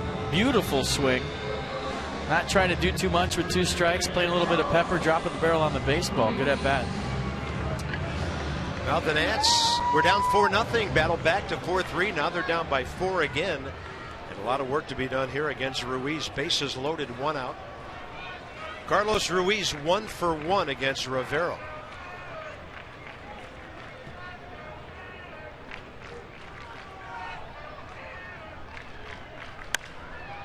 Phillies with 6 hits in the 2nd inning and now 6 hits in the 4th inning. Carlos Ruiz has bounced into 10 double plays this year.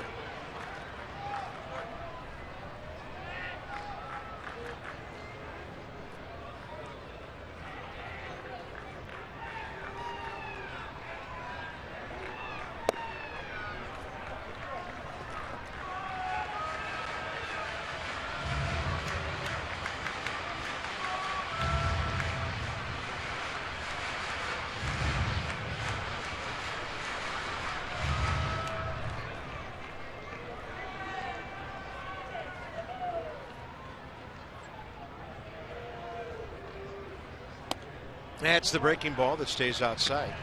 2-1.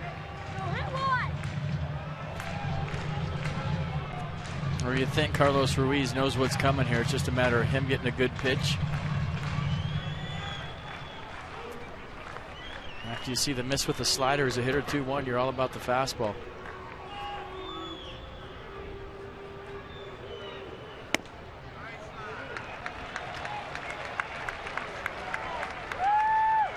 Third base, Dominic Brown.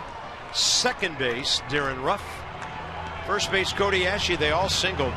The Phillies have 13 hits today, 12 singles.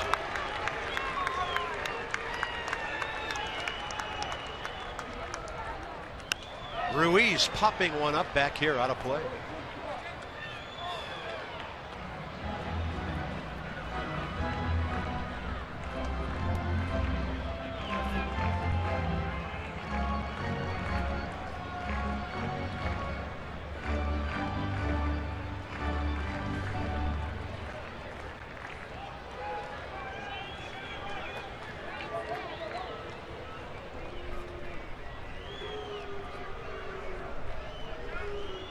Three-two, lifted to center. Dominic Brown tagging at third. That'll make it 8-3 Philadelphia.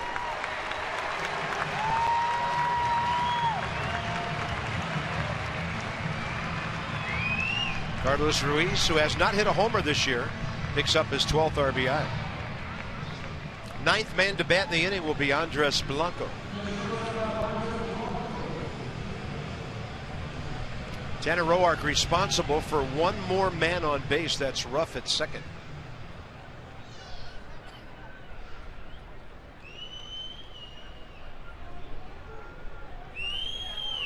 The man on deck, the rookie pitcher Severino Gonzalez, started all this with a leadoff hit.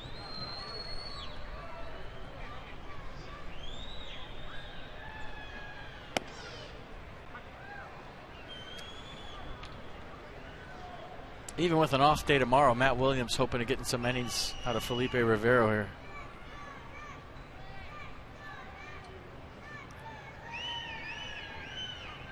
Zimmerman, Pfister, and Scherzer for the series at Atlanta.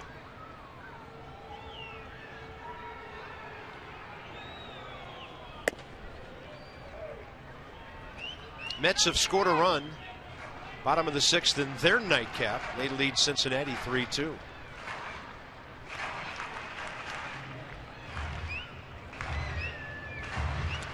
By the way, the race in the Central close to becoming a shambles. Pirates they won today, so they're 7.5 back. Actually, they lost today. They're 8.5 back. Cubs have lost 4 straight. They are 10.5 back. And the Cubs, their rivals, the Cardinals, the Sunday night game.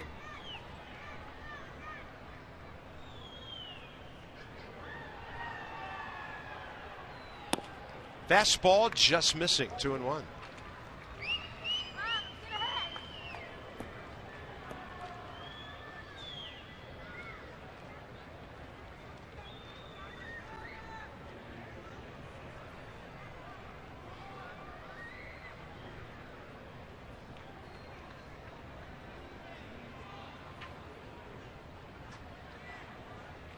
Two-one pitch, target inside, got in on his hands.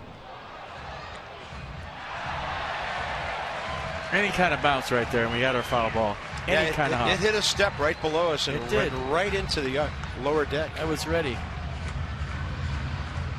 I'm on my 12th cup of coffee today.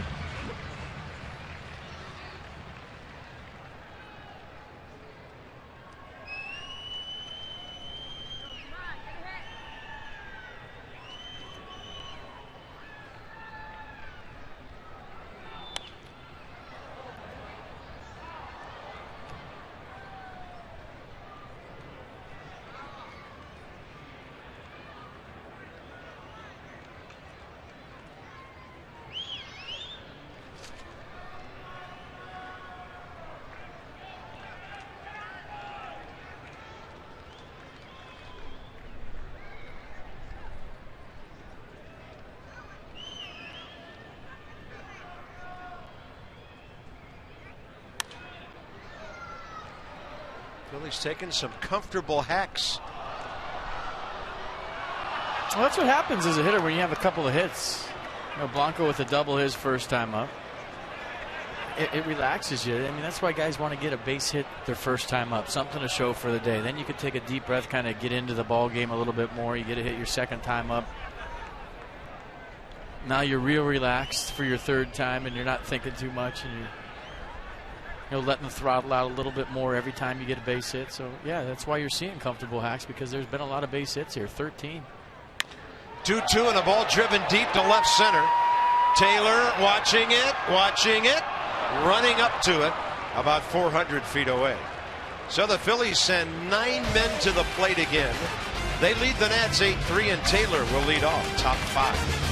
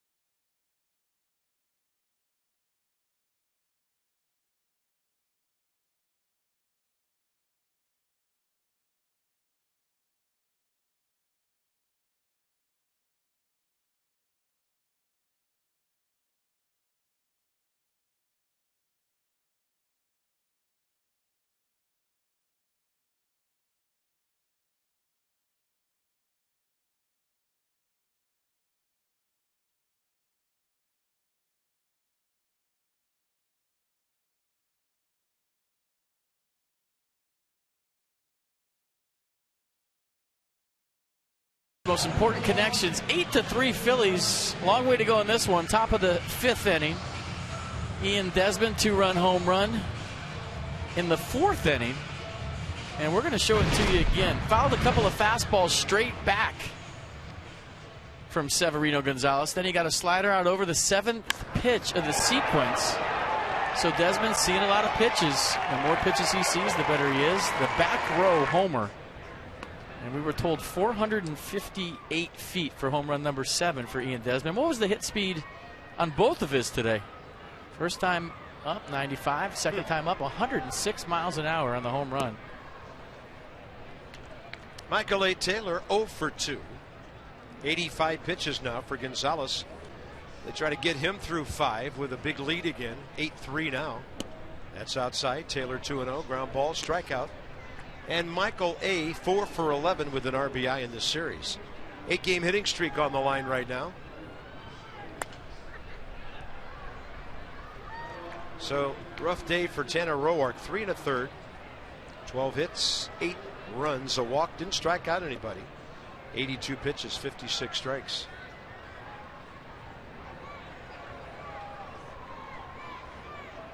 Good news is the Nats have won the series, and just play hard, get some quality at bats the rest of the way, and see what happens. Starting to pile up series wins again. Pirates, Braves, now Phillies. Taylor can't get to it. Strikeout number 4 for Severino Gonzalez. Cheer on the Nats as they take on the Giants Sunday, July 5th. ESPN's going to broadcast that ball game. 8:08 start. First 25,000 fans, you will receive a Steven Strasburg bobblehead. That's presented by Geico. Visit nationals.com to purchase your tickets today. I want a few of those.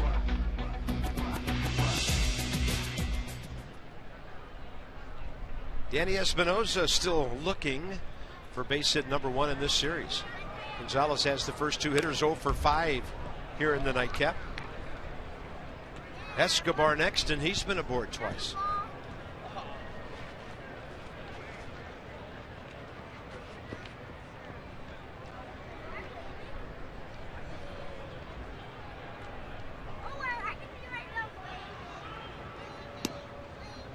Good take on the breaking ball under his hands. 1-1.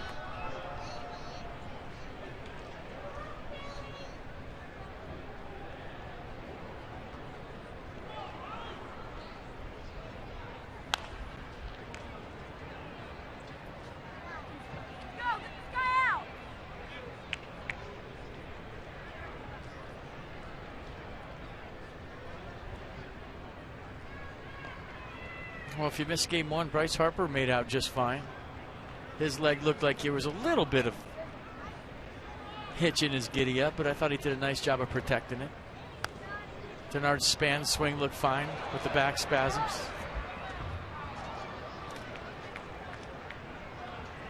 It seems like we've been talking about injuries almost all season long, but I'm sure a lot of clubs could say the same. Such a grind. 162 is such a grind.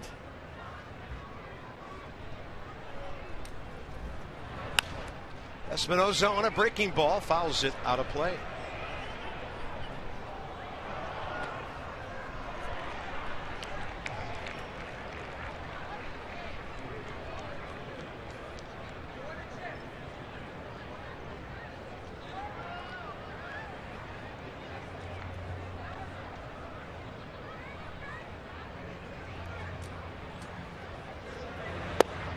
Good take.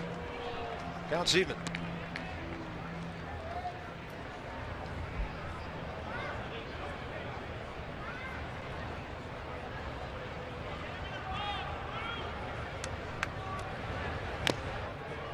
Keeps moving that changeup away. 83 gets the strikeout.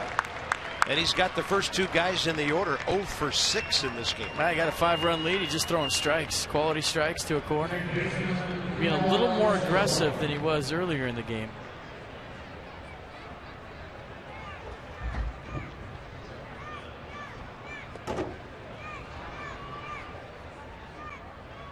Has not been able to get Yunel Escobar out. Walk in the first, well hit opposite field double. Got the 3-run rally started in the 4th, and that ball almost hit it.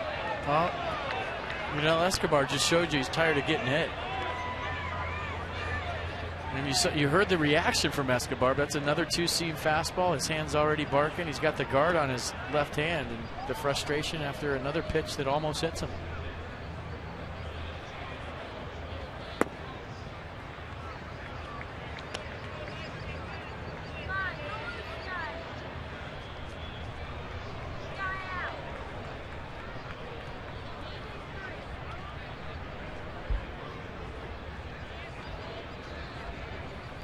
Fastball. Late for it. 2 balls, 1 strike. It's a combination of things. Escobar has shown the league that he likes to go to right field. So what are teams going to do to a guy like that? They're going to try to bust him in. But if you come in there for a strike or a little off the plate, you can't just, throw a 2-seamer as we've seen with 3 or 4 times and let it run right into him. Right. It's the big leagues. You're supposed to be able to control the inner half of the plate without drilling a guy, unless you want to. And I don't think any of those have been on purpose. And that one mishandled by Franco. That ball had a lot of top spin on it. Escobar has to slide back in the bag as Franco almost picked him off from 130 feet away. He's aboard with 2 outs. And they've given Franco his 7th error of the year. Well, he made the error, but I think there's a lesson here for younger players. There's always an out there somewhere. So he picks up the ball and he sees the big turn by Escobar and he throws it across the diamond and almost gets Yunel, and Yunel, as usual, calls himself safe. Like I said, I want to see him call himself out one time. Just stand up and go, "I'm out," and just walk off the field. You got me. Boom. Well, maybe his manager will challenge that. Or ring himself up on a check swing. Yes, I did. I'm out.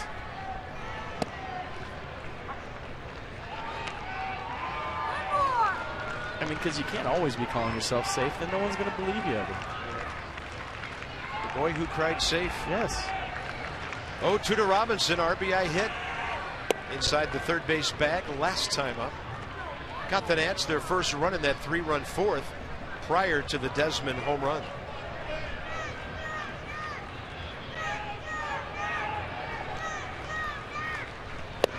Robinson on the changeup, can't get it. Gonzalez strikes out the side. 6 in 5 innings. He has stranded 4 Nats and leads 8-3.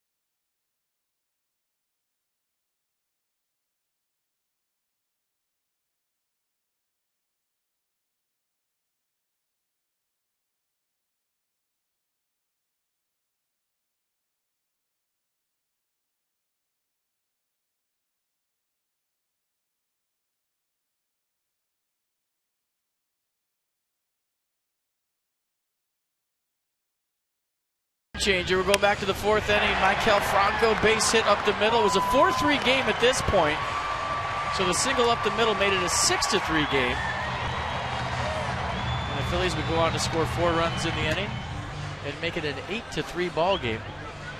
It's the 2nd inning today. They've sent 9 hitters to the plate, the 2nd and the 4th inning.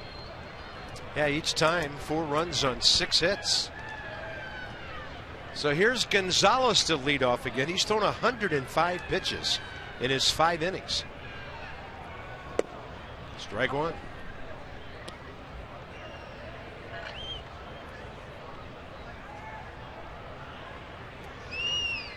Severino Gonzalez, 22 years of age, from Santiago de Veragua, Panama. Takes a healthy hack. With a name like that, he sounds like he should be in the Ryder Cup, don't you think? Yeah. Swing and a miss. Felipe Rivero carves him up on 3 pitches. First out, 5th inning. Toyota Case for Kids. The Washington area Toyota dealers want to help children and their families by making a donation of $37 to the Children's Inn at NIH for every strikeout by a Nats pitcher this season. $37 right there. Boom. That's the first strikeout today for a Nats pitcher in the 2nd game.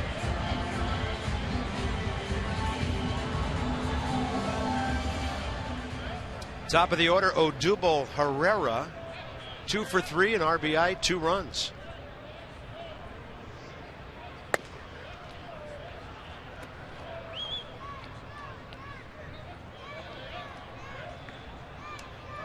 Nats held him to 0 for 4 Friday night.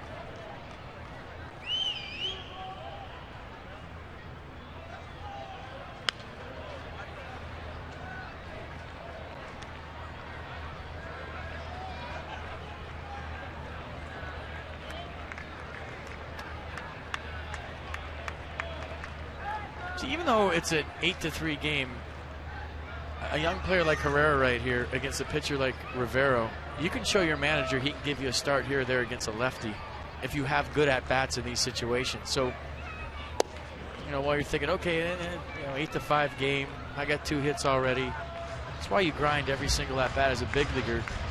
You show your manager you can handle the guy that throws 96 with a nasty slider from the left side, you might get more playing time.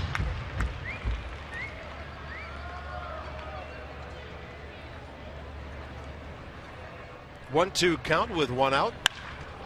Rocks it into right field. He's 3 for 4.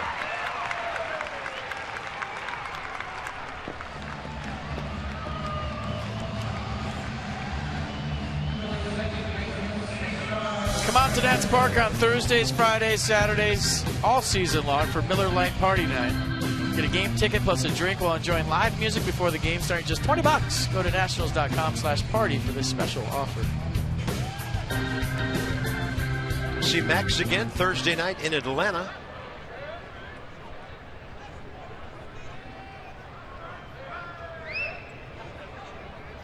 I mean, his starts are reminding me of Pedro Martinez starts in Boston or Tim Lincecum starts in San Francisco when he won a few Cy Youngs. They're appointment television, and if you were maybe thinking about going to a ball game, you're going to a ball game to watch Max Scherzer pitch. That's how good he is right now. That's the level he's at. Phillies' first 2 hitters have 6 hits today. And Franco, the next guy, has a couple of his own. Yeah, what are you doing tonight? Well, yeah, I was thinking about going to the Nats game, but Scherzer's pitching? I'm going for sure now. Or, the Nats are on tonight? They're on the road and Scherzer's pitching? Okay. I'm watching that game. I mean, you can't miss right now with the way he's pitching and the way he's performed all season, but especially the last 3 starts.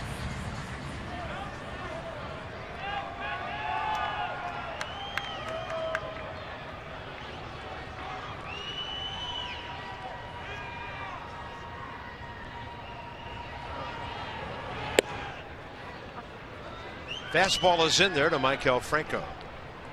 So their first 4 hitters today have 10 hits.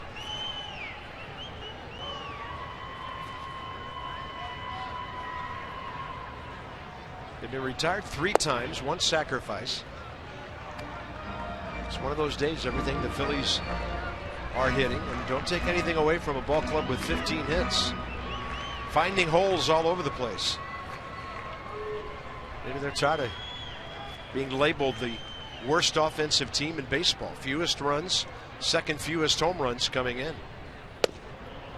Rivero delivers one in there, low in the zone, 1 ball, 2 strikes.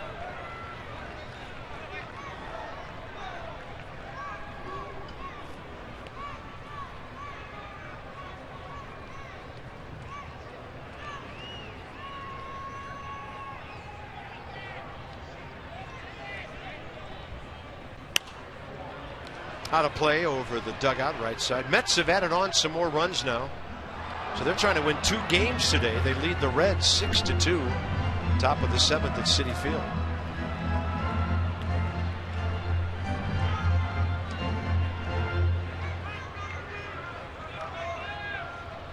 Nats, Mets, Braves all won their games today to start the afternoon. 2-2. Phillies minus 126 coming in. They had scored 248 and given up 374 runs, the most in baseball, and 88 home runs, giving up the most in baseball. Sometimes I think those numbers could be a little bit misleading. You know, you win by 10, you lose by 1.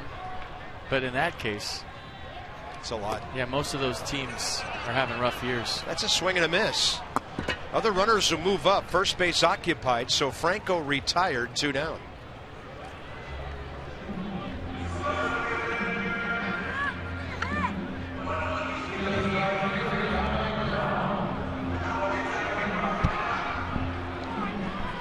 Wild pitch rule.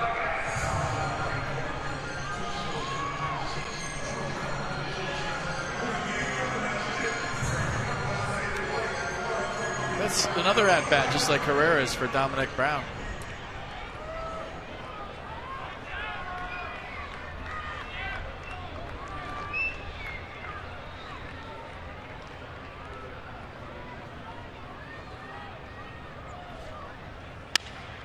Brown, 2-hopper, Danny Espinosa.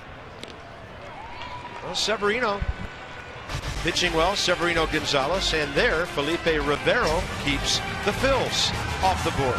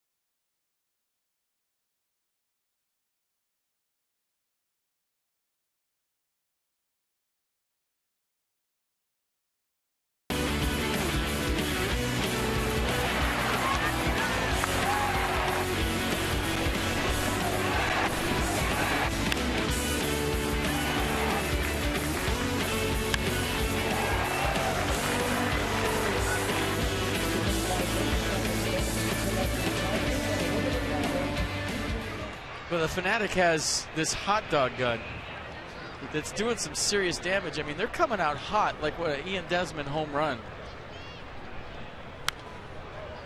And I'm thinking to myself, I'm watching him shoot the hot dogs between innings.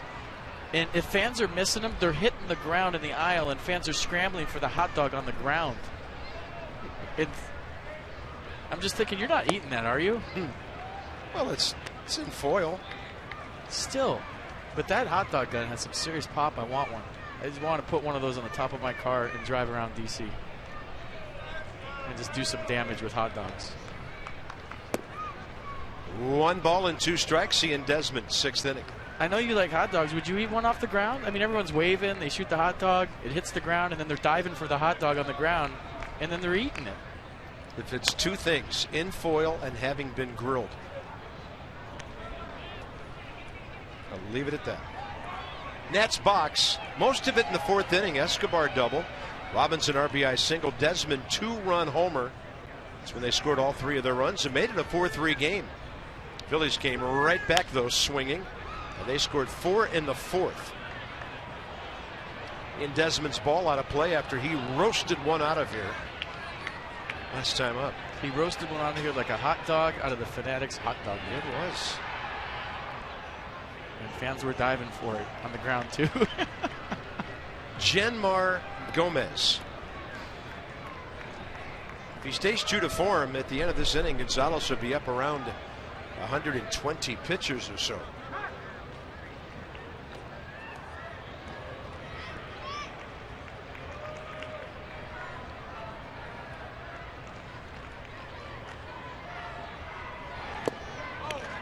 Desmond evidently got a piece of that one.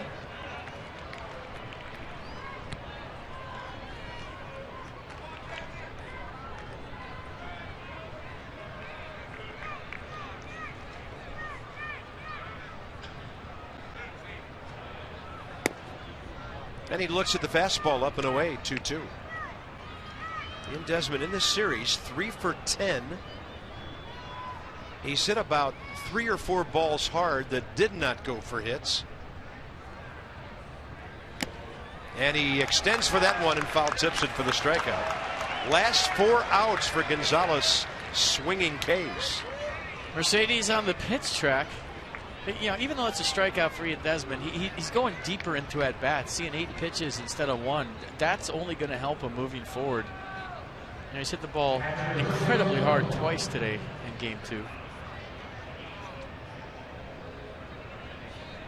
And had a hit in game 1 and lined out hard to right field his first time up. So swing looking much better. Dan Uggla had a great first game, 3 hits and a walk today. Lobaton jacks one. See you later. Upper deck. Jose Lobaton is 3rd of the year, and that made some kind of loud noise here in Philly.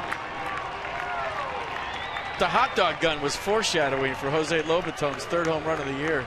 That ball was destroyed too.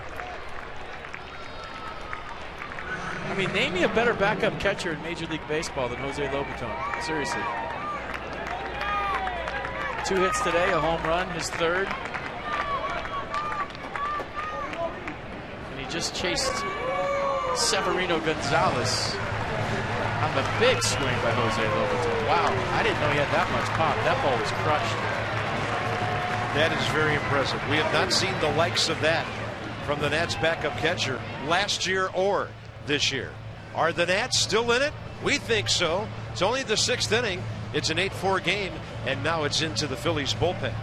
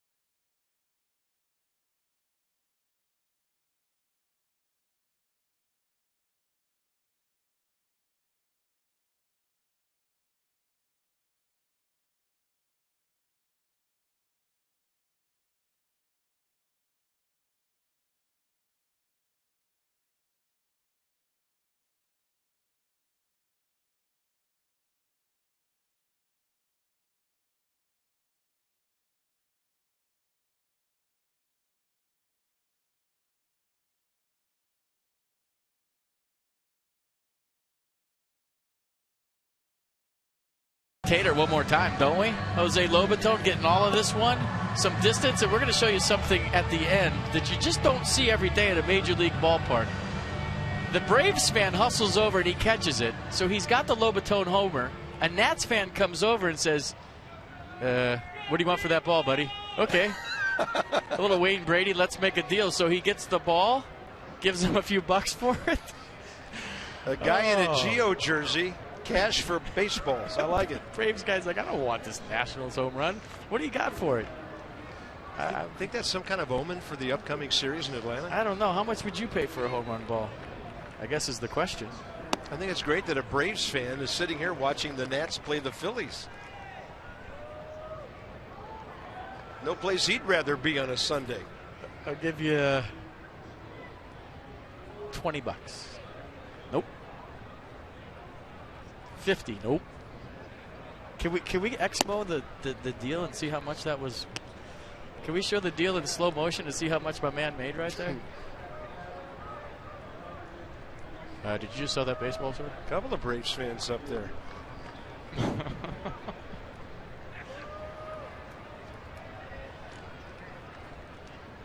2-0 to Tyler Moore. And he rips one into the left field corner. The Nats are not done in this game. Tyler Moore checks in. He's 3 for 9 in this series. And a couple of extra base hits here in the 6th inning. Matt Dendecker is next, and then Wilmer Defoe will go on deck here to hit for Felipe Rivero.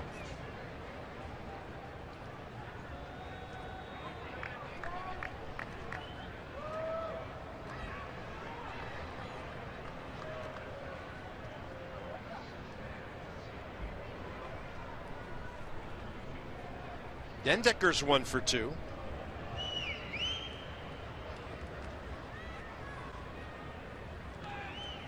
Gomez today pitched to one batter in the 6th inning, game 1. That was Dendecker. Got him on a ground ball. He just made a 2-pitch appearance, but he's had to warm up and get hot for the 2nd time today.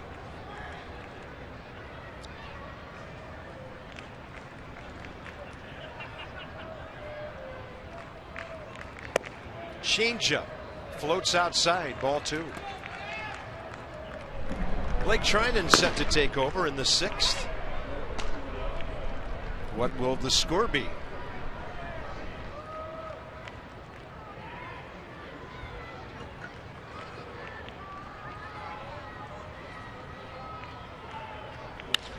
And Dendecker puts a charge into another one. He's really hit the ball well. Tyler Moore back to tag, couldn't get back quickly enough. 2 outs. And we'll see Wilmer Defoe. He was called up May 19th when Jason Worth went on the DL. Option back to Syracuse June 4th. But he got a couple of weeks in the big leagues, and we liked what we saw at FP, just like the way we watched him in spring training. Yeah, a lot of energy, good short compact swing, got a lot of pop in his swing too. And Nats fans are going to see a lot more of this guy in the future. He can definitely play at this level, no doubt.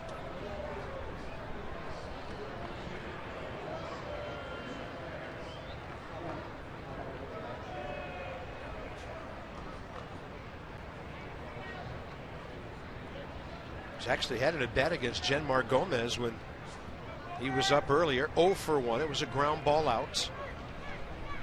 He hits it on the ground, though. He can beat out a lot of balls. He is really fast.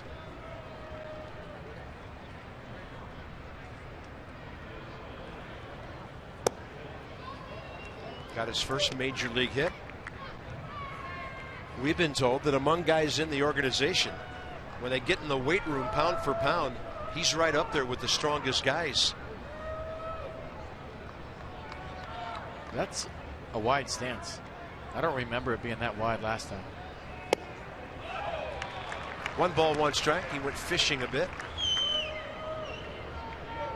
And if you're wondering why guys have a stance that wide, well, it's a comfort thing, number 1, but number 2, it keeps your head still. There's not a whole lot of room for, you know, your stride or coming off your backside to where your head's moving a lot. It helps you see the ball very well down there.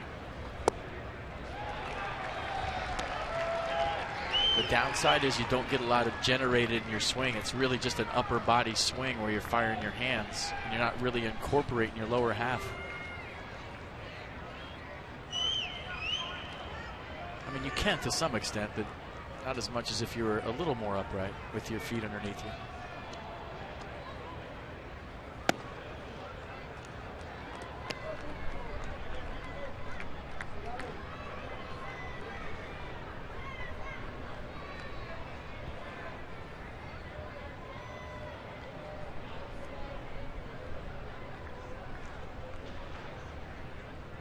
Two, Michael A. Taylor on deck.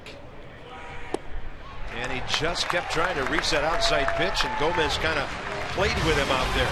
So the Nets pick up a run on a monster homer by Lobaton. 8-4 Phillies.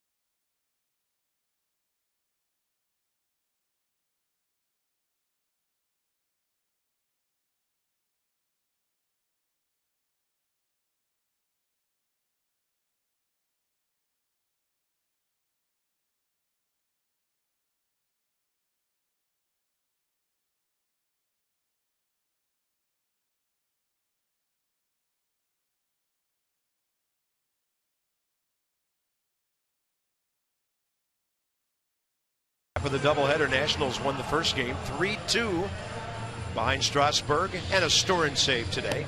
Potomac Nationals back at the Fitz today through Tuesday. And again for Independence Day weekend, food, fireworks, fun, along with the highly anticipated Wilson Ramos Bufferine giveaway next Sunday. For all your ticket and promo info, PotomacNationals.com. Blake Trinan for the Nats now. Trying to keep this thing where it is. You never know. The offense might keep on making some noise. 29th appearance, 41 Ks in 36 innings. Yeah, league hitting 270, right? He's just 191 against Blake Trinan. And as soon as he figures out lefties on a more consistent basis, look out. Nice slider, 85 in there to Darren Ruff, who faces him for the first time. Ruff an RBI hit in 3 trips.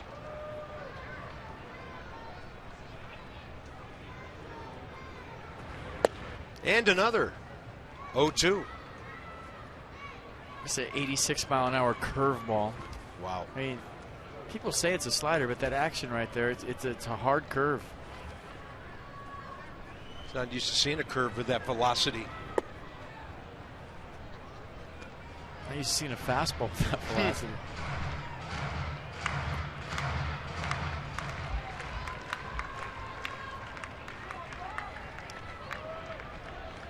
Here's the heater. Right-handed batter late for it. Danny Espinosa throws him out. Just like to see a couple of shutdown innings here. Give the offense another chance to make some noise. Phillies have made lots of noise today. Herrera 3 hits. Hernandez 3 with a sack. Franco a couple. Brown a couple. 3 times on base by Kodiashi.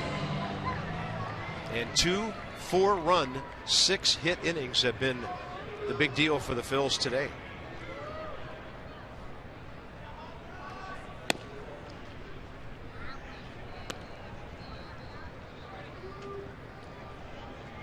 Kodiashi faces Blake Trinan first time.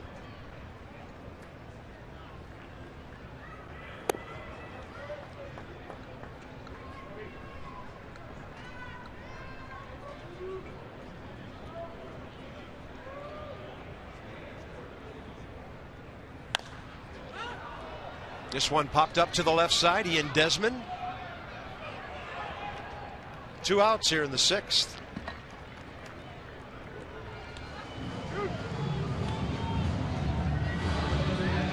Carlos Ruiz lifted a sac fly to center field last time up. It capped off the rallies of the Phillies' 4-run rally in the 4th. So he's 0 for 2 with his 12th sacrifice of the year. His 51st career sacrifice against the Nats.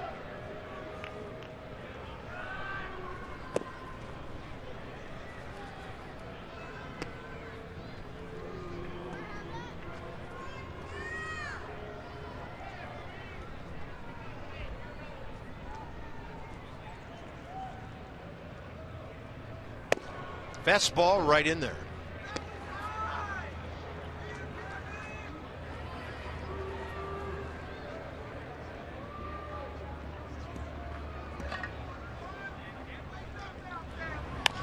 Jammed him. Over to cut it off, Escobar. Blake Trinan, the first Nat in this game to engineer a 1-2-3 inning. Top of the order coming up.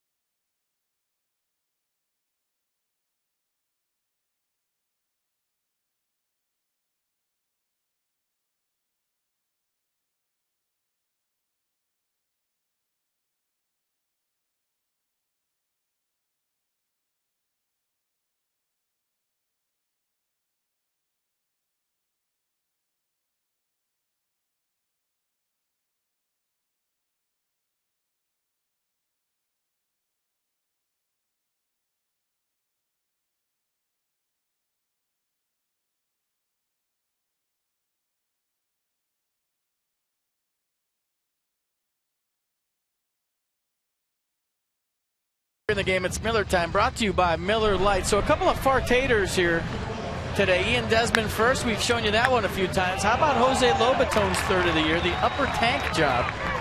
The Braves fan grabbed the baseball, played Let's Make a Deal, hawked the ball to a Nats fan. And we're going to guess how much that went for, because Massadan is up there. I'm going to say, and you can't overbid, this is a Price is Right. I'm going to say $18 for the baseball. 18? It looked like there was more than just one bill. You can buy one of those for 18 in a store. It's got to be more than that. I'm just saying, it looked like there was more than one bill in there. So it wasn't Dan, just a 10 I'm going to say 20. he gave him 2 20s for that baseball. So what are the bids at right now? FP says 18. I say the guy gave him 40, 2 20s for that ball. You ready for it? Yeah. $20. Okay. $20. FP's, I went over. You overbid. FP's closest, and he didn't overbid. 1-0 me. I'll tell you Winner, what, chicken dinner. That guy, he sold himself way short. He was asking me if he should have gone higher. He was saying, 100? Should I go on 100? I said, 100's a bit much, man. I think you did okay with 20. You can buy a brand new Rawlings baseball with a holder at any sporting goods store for about $14. Jose Lobaton's third home run of the year. No Major League Baseball authenticator guy. Yeah, $20. He did good. I think I should win both showcases for that bid, but that's just my opinion. Nailed it. Name where you want to go and we'll send you tomorrow. Elvis Arrojo takes over for the Phillies here in the top of the 7th inning. Arrojo pitched a scoreless 9th with a walk to Espinosa on Friday night. He got Michael Taylor on a pop-up foul. Kind of fell off the mound a little bit, and he's going to get beaten to the bag. He did not come off the bag right after that pitch, and Michael A. Taylor steals a base hit. Speed kills. Michael Taylor getting it down the first baseline, and you see him kind of hesitate there, fell off the mound on the third base side. That little hesitation, the difference when you have speed like Michael Taylor in the box. And watch Taylor, not frustrated because he got jammed, excited because he saw a chance to get an infield single. So now he turns an 0 for 3 into a 1 for 4 with hustle. You gotta love that. I tell you, the Nats still have 9 outs with which to work. Danny Espinosa, Escobar, the next 2 hitters. Washington piling up some hits now. That's number 8. And they've had 7 of those in the last 4 innings.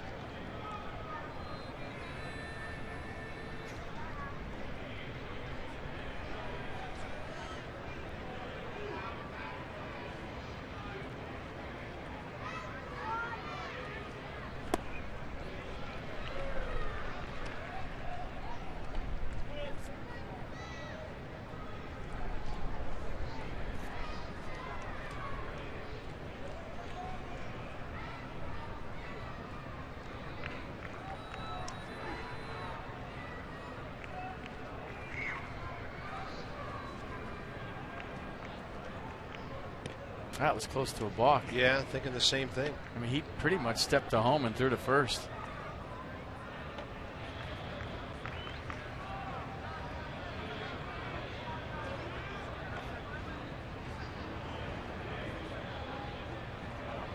Espinosa hunting base hit number 1 here. And he jacks one to left. Did he get it? No. It's going to be short, up against the track. And Cody Ashley has it. Look good off the bat, and Danny just didn't get enough of it. Escobar and Robinson now, the next 2 with 1 out. That did look good off the bat. That tricked me. I thought he got him too. Maybe a little different sound, but the trajectory, the swing.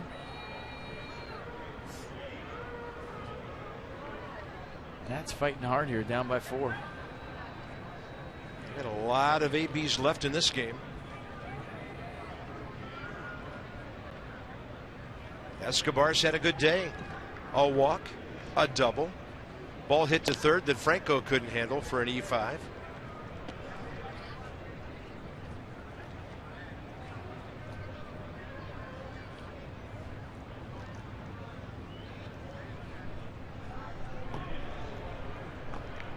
Escobar's hit 4 homers, 27 RBIs. That ball right through Carlos Ruiz.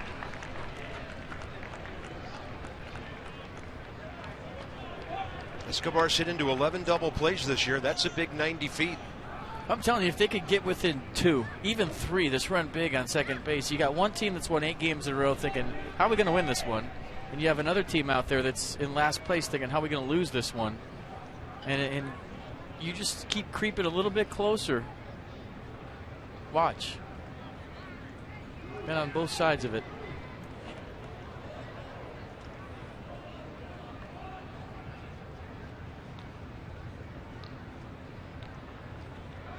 Want to know to Escobar.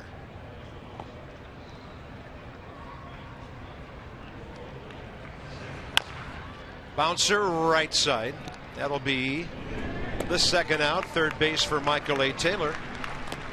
And this will be a tough matchup for Clint Robinson. We'll see if he can hang in there against the lefty.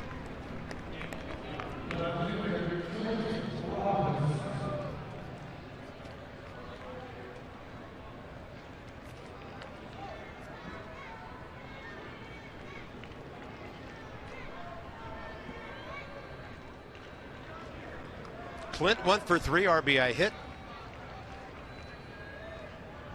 And Michael A. Taylor will be looking for a breaking ball in the dirt here somewhere along the line. That's a 95 fastball that's low.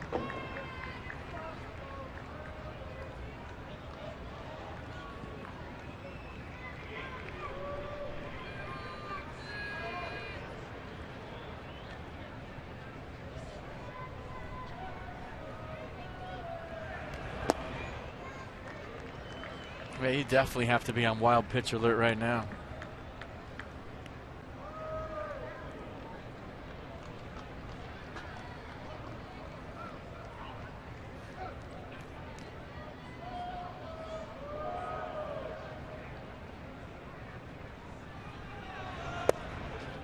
And he got the outside edge with 94. Nissan on the pitch track. Probably show this one outside a little bit.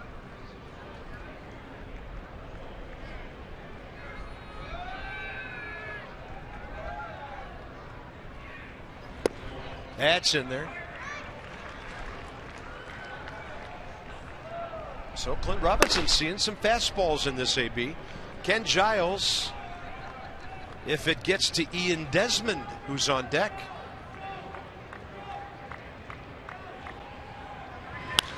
Robinson will drop one to left center. That gets the Nats on the board again.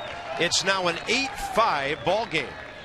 Clint Robinson, Matt Williams staying with the lefty, and he rewards his skipper with a 2 RBI day.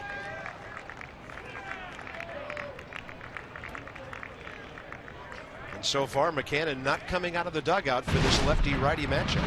Well, if you missed it in the 4th inning, Ian Desmond, 458 feet unofficially to the back row in left center field on a slider that didn't slide. Carlos Ruiz getting some time for Giles, and now McCannon is coming out, heading for the home plate umpire to make a double switch. So the Nats get Arroyo out of the game after 2/3 on a couple of hits and a wild pitch. Ian Desmond will be facing the right-hander Ken Giles. This ball game still only in the 7th inning.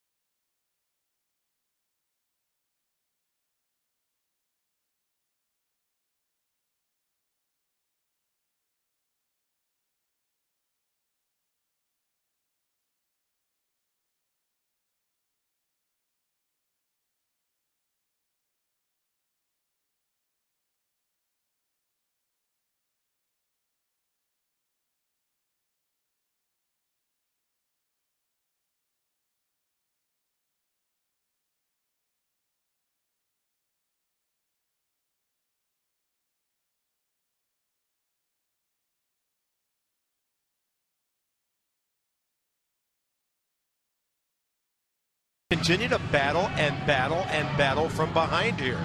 First of all, the new pitcher, right-hander Ken Giles. 2-pitch guy, fastball, slider, fastball averaging 96, slider 86. 34th appearance for Giles. 38 strikeouts versus 13 walks. Opponents hit 220. Lefty's just 160.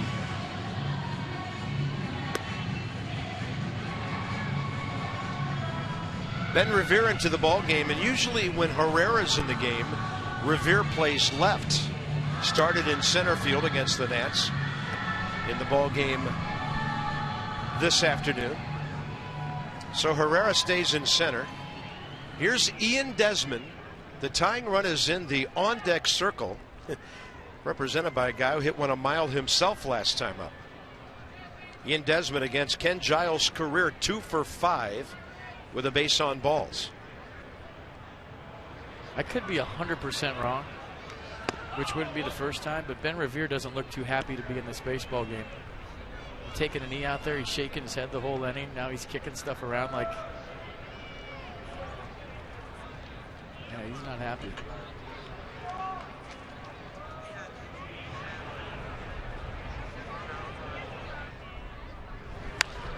And Desmond with a high fly ball right side.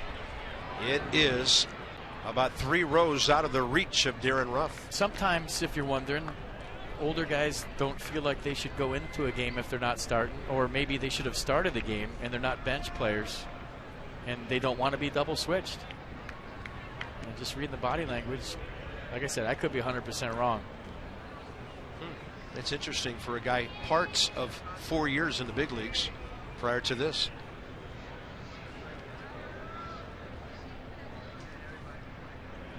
I'd say put one in the gap and make him real unhappy. That breaking ball stays upstairs.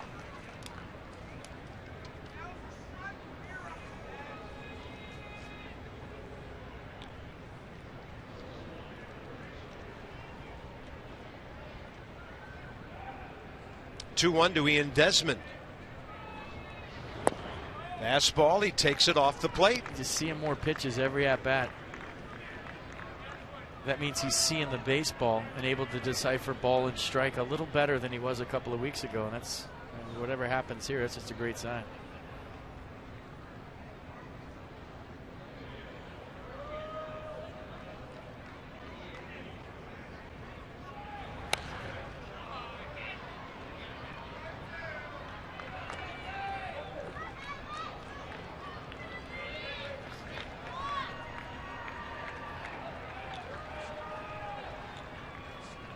Eight 15-1 Phils, 5-9-1 Nats. 7th inning of a doubleheader. Washington trying to come from behind and make it 9 in a row.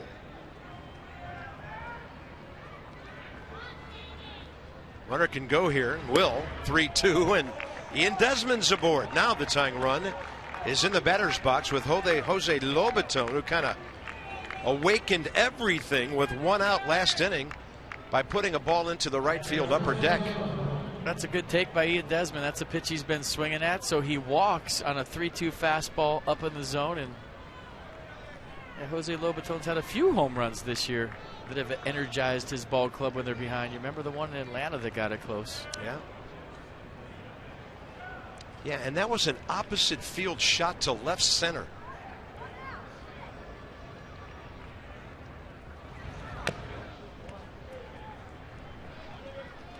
You think that guy in the Braves jersey is thinking, I'm going to make 20 more bucks right here? Hit me another one, dude. Yeah, hit it to me. I'm going to go home with 40. I'm going to just take a wild guess. He's not a negotiator for a living. Lobaton, another breaking ball, another foul. Now the battle begins for Jose. It's 0-2 here in the 7th. Lobaton has hit 14 career home runs. He had a walk-off in the playoffs 2 years ago for the Rays in Game 3 against Boston down in St. Pete. Wow, Giles almost threw one on a fly to the screen. Just missed. Good take. Could have went either way.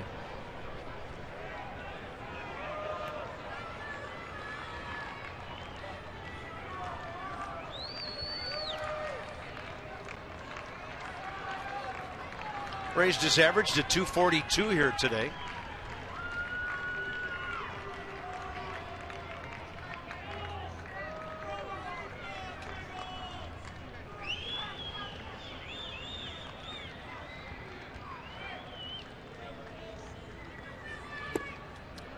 Nice take. Ball just fading outside.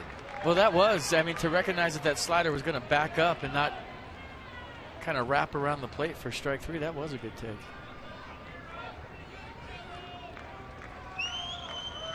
Big pitch right here with Clint Robinson on second base. You miss, it gives him a head start. 3-2, 2 outs. 8-5 game, 2-2 pitch. Jose able to stay alive.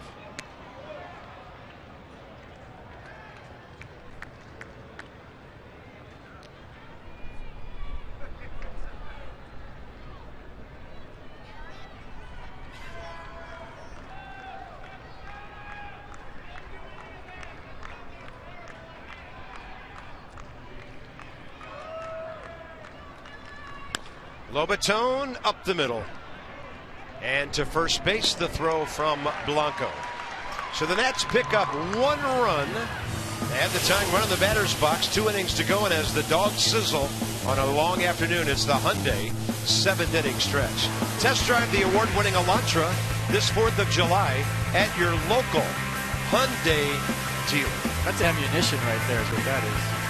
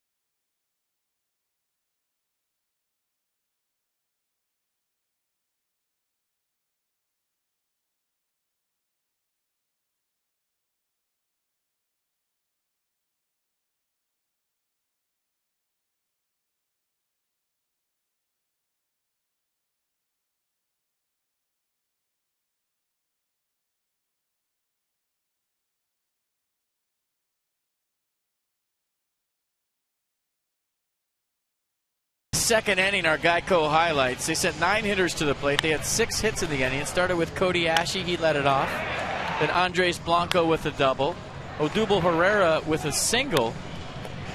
Then Hernandez, Franco, Brown all singled. 4 runs later, 6 hits later, the Phillies led 4-0. So 9 hitters to the plate. The line was moving. The Phillies with a 4-run second and a 4-run fourth.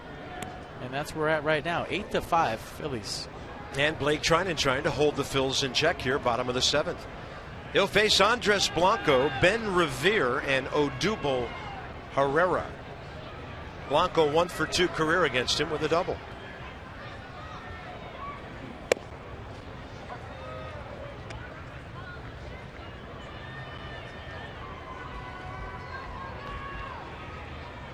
Mets about to close out a sweep over the Reds today.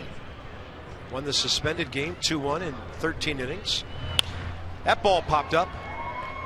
Short center field, Danny Espinosa. 4 straight for Blake Trinan. And that'll bring in Ben Revere.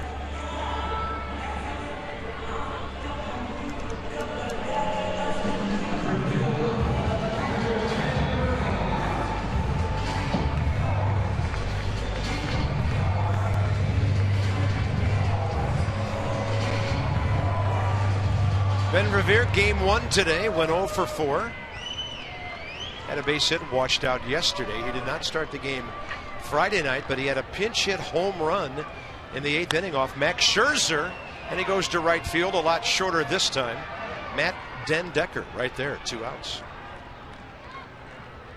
Fans help send Bryce Harper, Yunel Escobar, Denard Span, or your favorite Nat to the All-Star game. It's in July. It's in Cincinnati. In case you haven't heard, be sure to visit Nationals.com/vote before voting closes on July 2nd at 11:59 p.m. Exactly. You can vote up to 35 times unless you have the launch codes, and then you can vote as much as you want. Fanatic having some fun with the fans. I hope he had a breath mint between innings. That's all I'm going to say. Because you never know what somebody that's green's breath smells like in the second game of a doubleheader. You know what it is to see a great mascot? You look at him and you think that's really the guy. There's not a human inside the outfit. You're right. That when I look at him, I see the Fanatic. I don't see anybody inside that outfit. He just got so much personality, and he's so unique. He's the Fanatic. San Diego Chicken used to be like that. I always saw Ted Giannoulias inside that outfit. He got it all started. He did. He was the guy who took the wagons and went out west. 1 ball, 1 strike.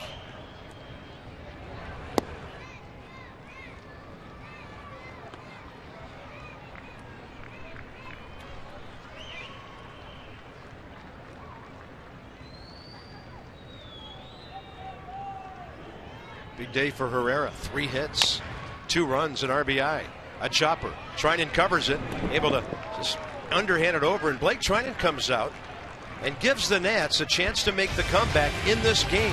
6 up, 6 down for him. 8th inning, straight ahead.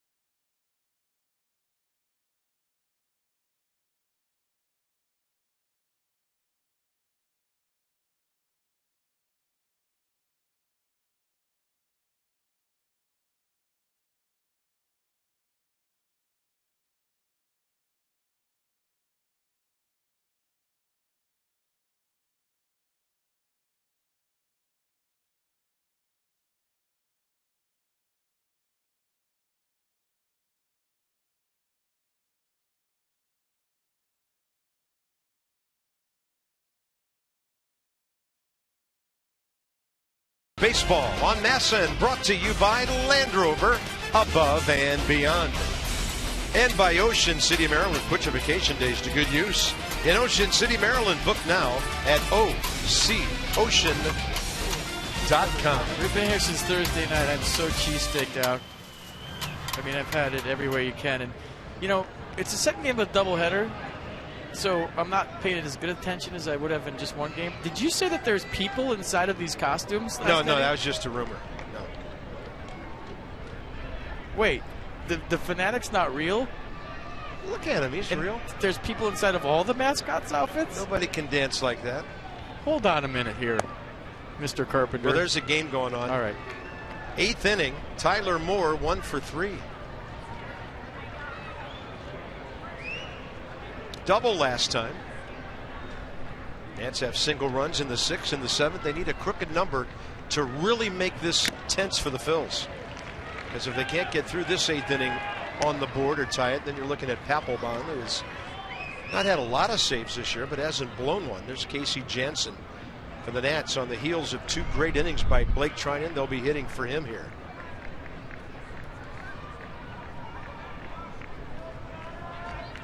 Six batters retired on 17 pitches by Blake. Tyler Moore rams one out to center. Going back is Herrera, and he has it. Boy, Tyler taking some good swings in this series. That swing looks good. Short, compact, right to the baseball.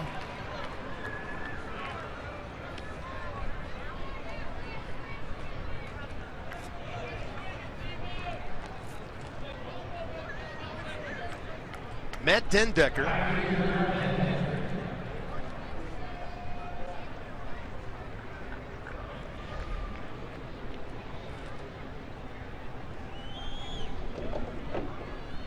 His swings look good today. Base hit, a couple of deep flies to center field.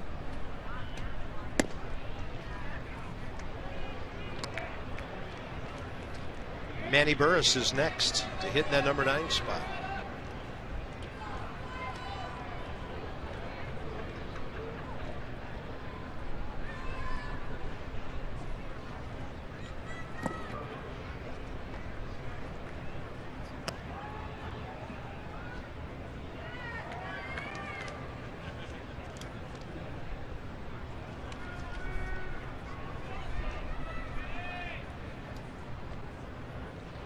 Matt Dendecker 1-for-2 career against the right-hander Ken Giles. Fastball, got the call, up and away. 2 balls, 1 strike. Good frame by Ruiz to get the call, 96.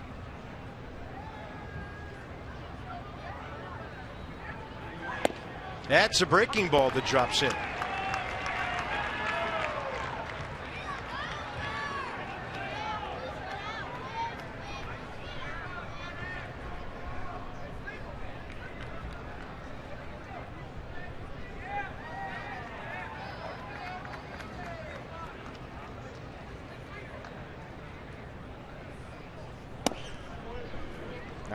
Ooh. Good take. Looks like Giles' velocity is back from what it was. You noticed early in the season this year, he wasn't throwing as hard as last season. No. Trained real hard in the offseason, lost a lot of weight. There was some concern that in losing that weight, he might have lost a few miles an hour off his heater, but he's back up to upper 90s. 3-2, and he just challenges Dendecker and strikes him out. Emmanuel Burris, Washington, D.C. native, pinch hitting. Dan has more. Bob talked to Manny Burris the other day. He's thrilled to be back in the big leagues, but even more so that he's made it back with the Nationals, his hometown team. He went to Woodrow Wilson High. It's the first D.C. public school product to make the big leagues since Maury Wills. Returning to his hometown was a huge factor in him signing a minor league deal with the Nats prior to last season, and he said getting called back up after grinding in the minors with this organization makes it all worthwhile. He was hitting .278 at Syracuse, 10 stolen bases, 3 homers, 21 RBIs in 62 games when he got the call. Anthony Rendon went on the DL 2 days ago. Manny went on to a very good collegiate career at Kent State, where he was the Mid-American Conference Player of the Year in '06, batting .360.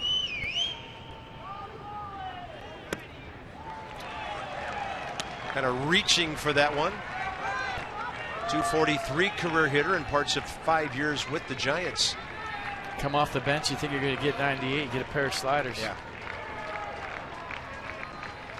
Hasn't been in the big leagues in 3 years. To the right side, to his left, Hernandez.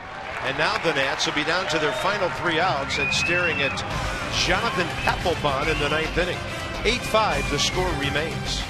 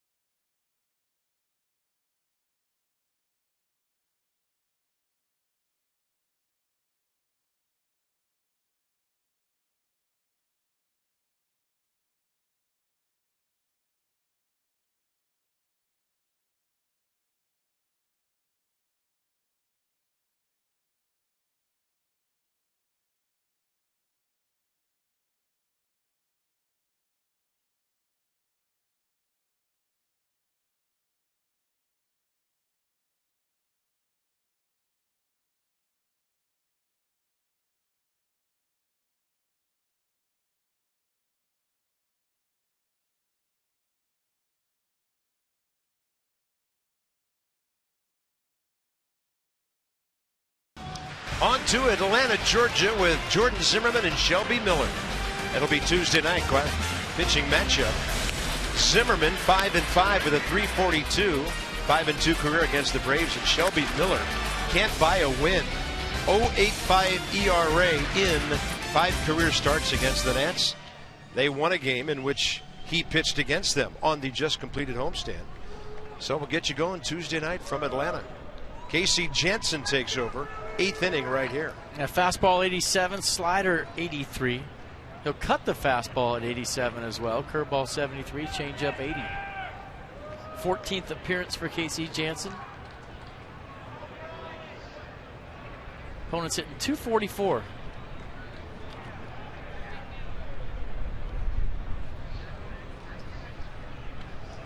Throws a strike and another bouncing ball. Finds its way through. And Cesar Hernandez is 4 for 4 with a sacrifice in game 2.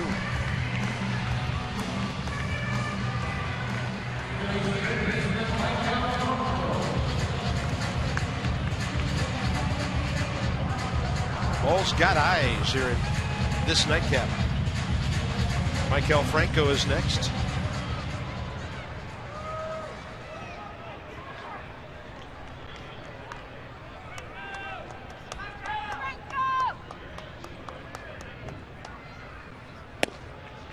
Casey Janssen cutting one to the outside edge.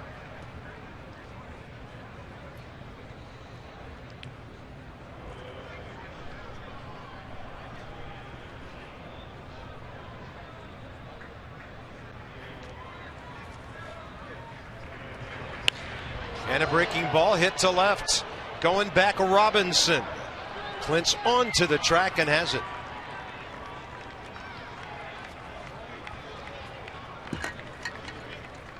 Just off the sweet spot, I believe, for Franco. He had a mighty rip. Just didn't have the sound. Just a hair off the end, and he's frustrated. Got to bring in Dominic Brown.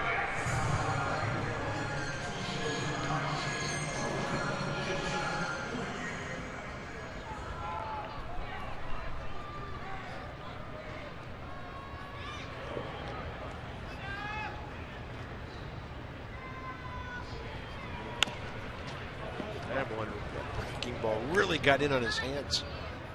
87, probably Casey cutting the fastball in there.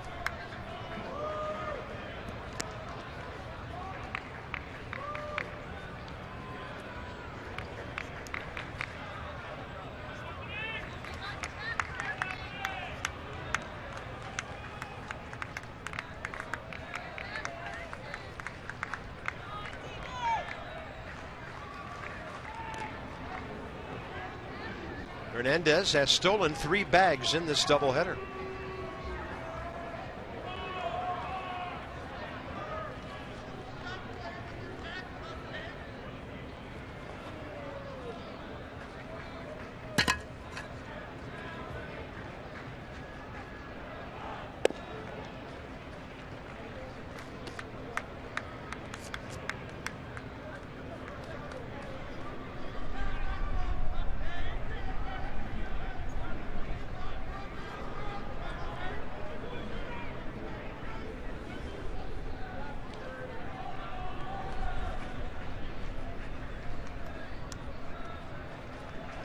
Runner on the move, and that ball way inside and way foul. Just pound him with those cutters in.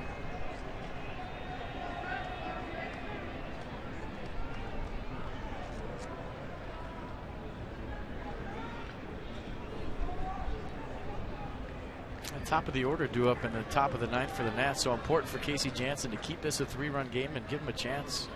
Never know.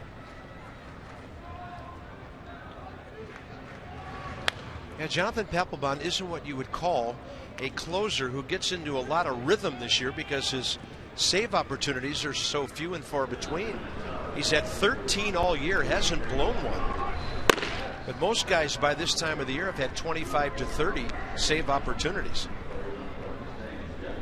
He's converted 29 out of his last 30 since July of last year. And like you said, each of his last 15.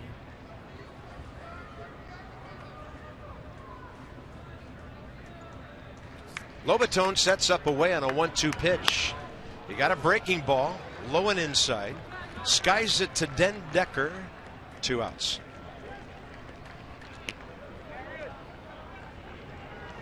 So the Mets win a couple today. They could gain another half game on the Nats. Atlanta, they were winners at Pittsburgh, breaking a 5-game losing streak. Marlins lost, Phillies lost game 1. So the Nats will go to Atlanta at least 6 up on the Braves and 2.5 on the Mets. I just asked the truck who that was sitting there. Steven Strasburg. I mean, he looks so different without his beard. I didn't know who that was for a second. Ian Desmond are very clean cut these days. He pitched so well. Quite well. I mean, who is that guy? Who is that? It's Strasburg. He looks years younger. He does. Did a great job in game one. Great job.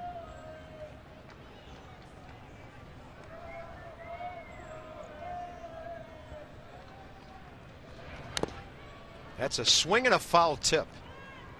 Hernandez stays at first on strike 2.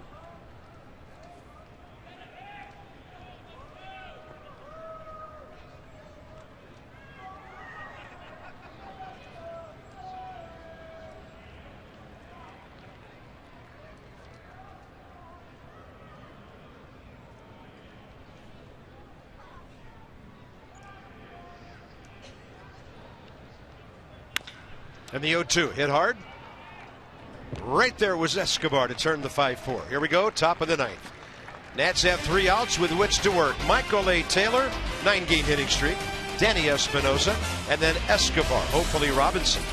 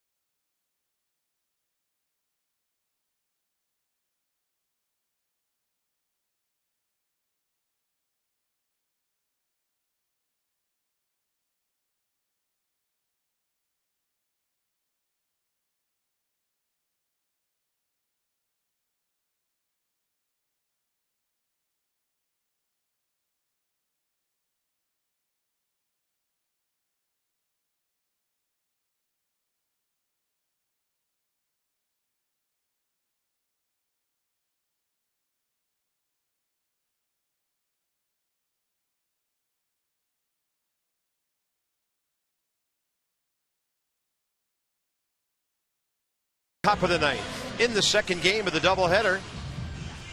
Well, the Nats wanted to play 18 full innings today. They'll have to tie the game here or take the lead for that to happen.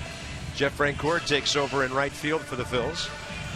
Shoring up that defense, putting a good arm out there. And Jonathan Papelbon will try to get his 14th save. Yeah, fastball 91, slider 80, split 86. That's the out pitch. That's the kill pitch for Papelbon. 29th appearance, 30 strikeouts versus just 7 walks. Right-handers hitting 158, lefties 275 against the Phillies closer.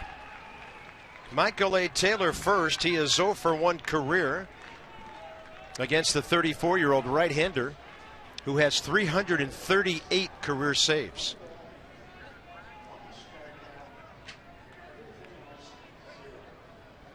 Not a strikeout guy anymore. He's only struck out 32 of the 120 batters he's faced this season. More of a pitch-to-contact closer.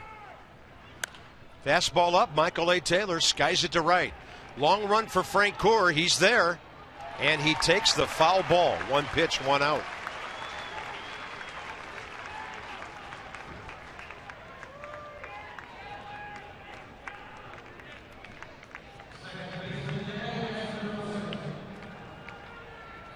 Danny Espinosa 0 for 4 next. Zimmerman, Shelby Miller Tuesday night in Atlanta. Fantastic matchup to start that series. Phillies are 32-1 in the 33 games that Papelbon and Giles have entered with the lead. How about that stat? Yeah, they were a pretty good 1-2 punch last year.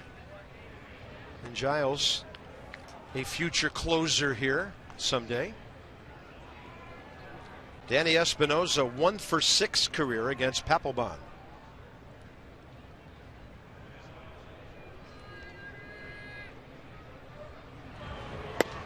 Fastball rides up and in, catches the inside edge of the zone. Jordan Zimmerman, 5-5 with a 3.42 ERA when he makes his 16th start Tuesday.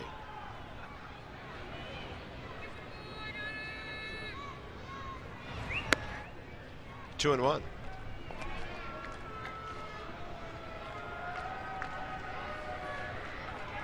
Starters hanging out. Staff's all back together.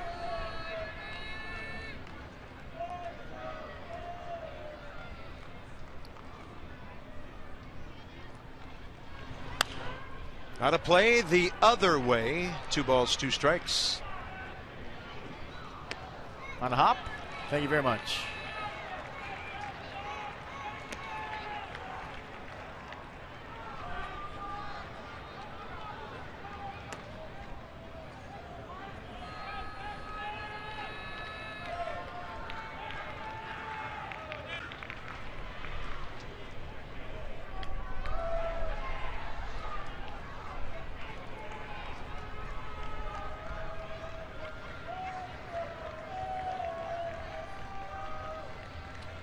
Two base runners needed.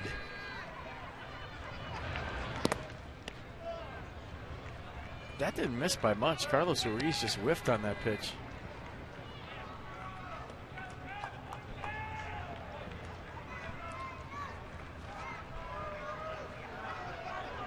Pitch number 5 didn't miss by much, except for Ruiz didn't catch it.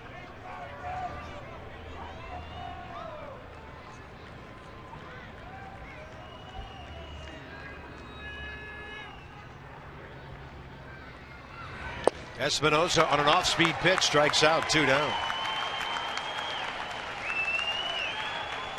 Johnny Holiday, Ray Knight, long day in the studio for them, and they are waiting with Nats Extra postgame.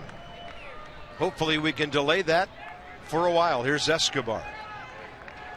Yunel Escobar career against Papelbon, 2 hits and 3 ABs.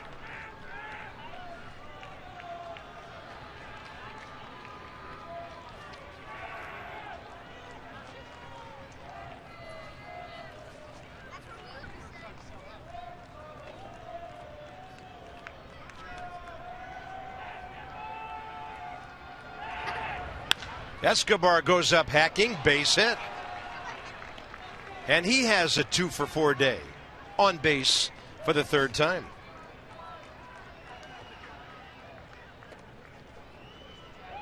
Well, Clint Robinson has to go leadoff hitter mode here, try to get on for Ian Desmond, who hit 1 a ton already. Any way to get on base and get Desmond up there is the tie and run. Clint Robinson facing Papelbon for the first time. He's had a good series. 3 for 9, on base 5 times, 2 RBIs today.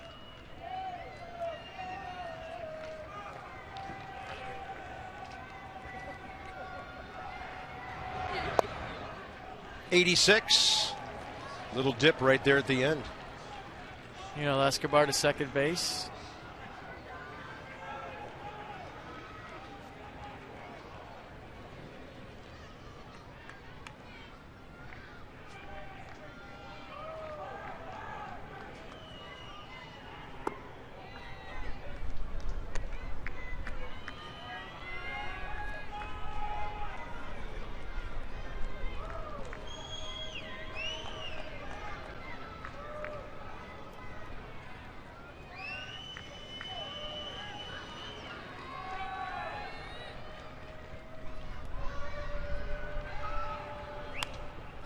Robinson with a big cut, 92 straight back, and the Nats will battle down to their final strike.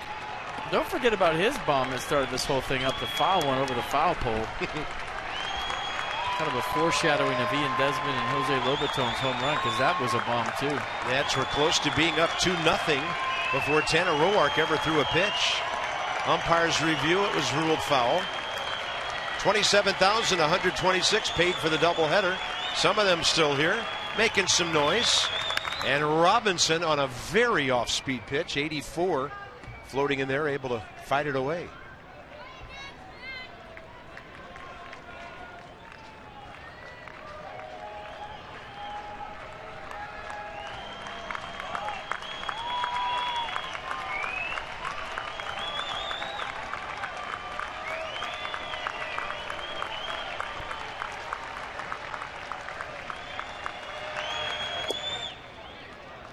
Good take.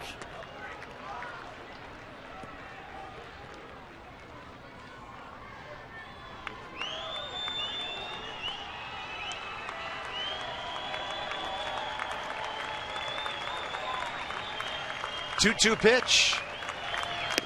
Way outside. Papelbon within one pitch of facing Ian Desmond as the tying run. Yeah, big pitch coming.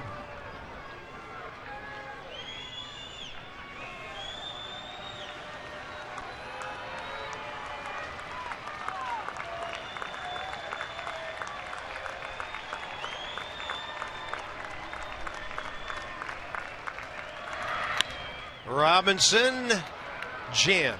Flies one to center. The Nats will win the series, but they will split the doubleheader. 3 hours and 15 minutes in the nightcap.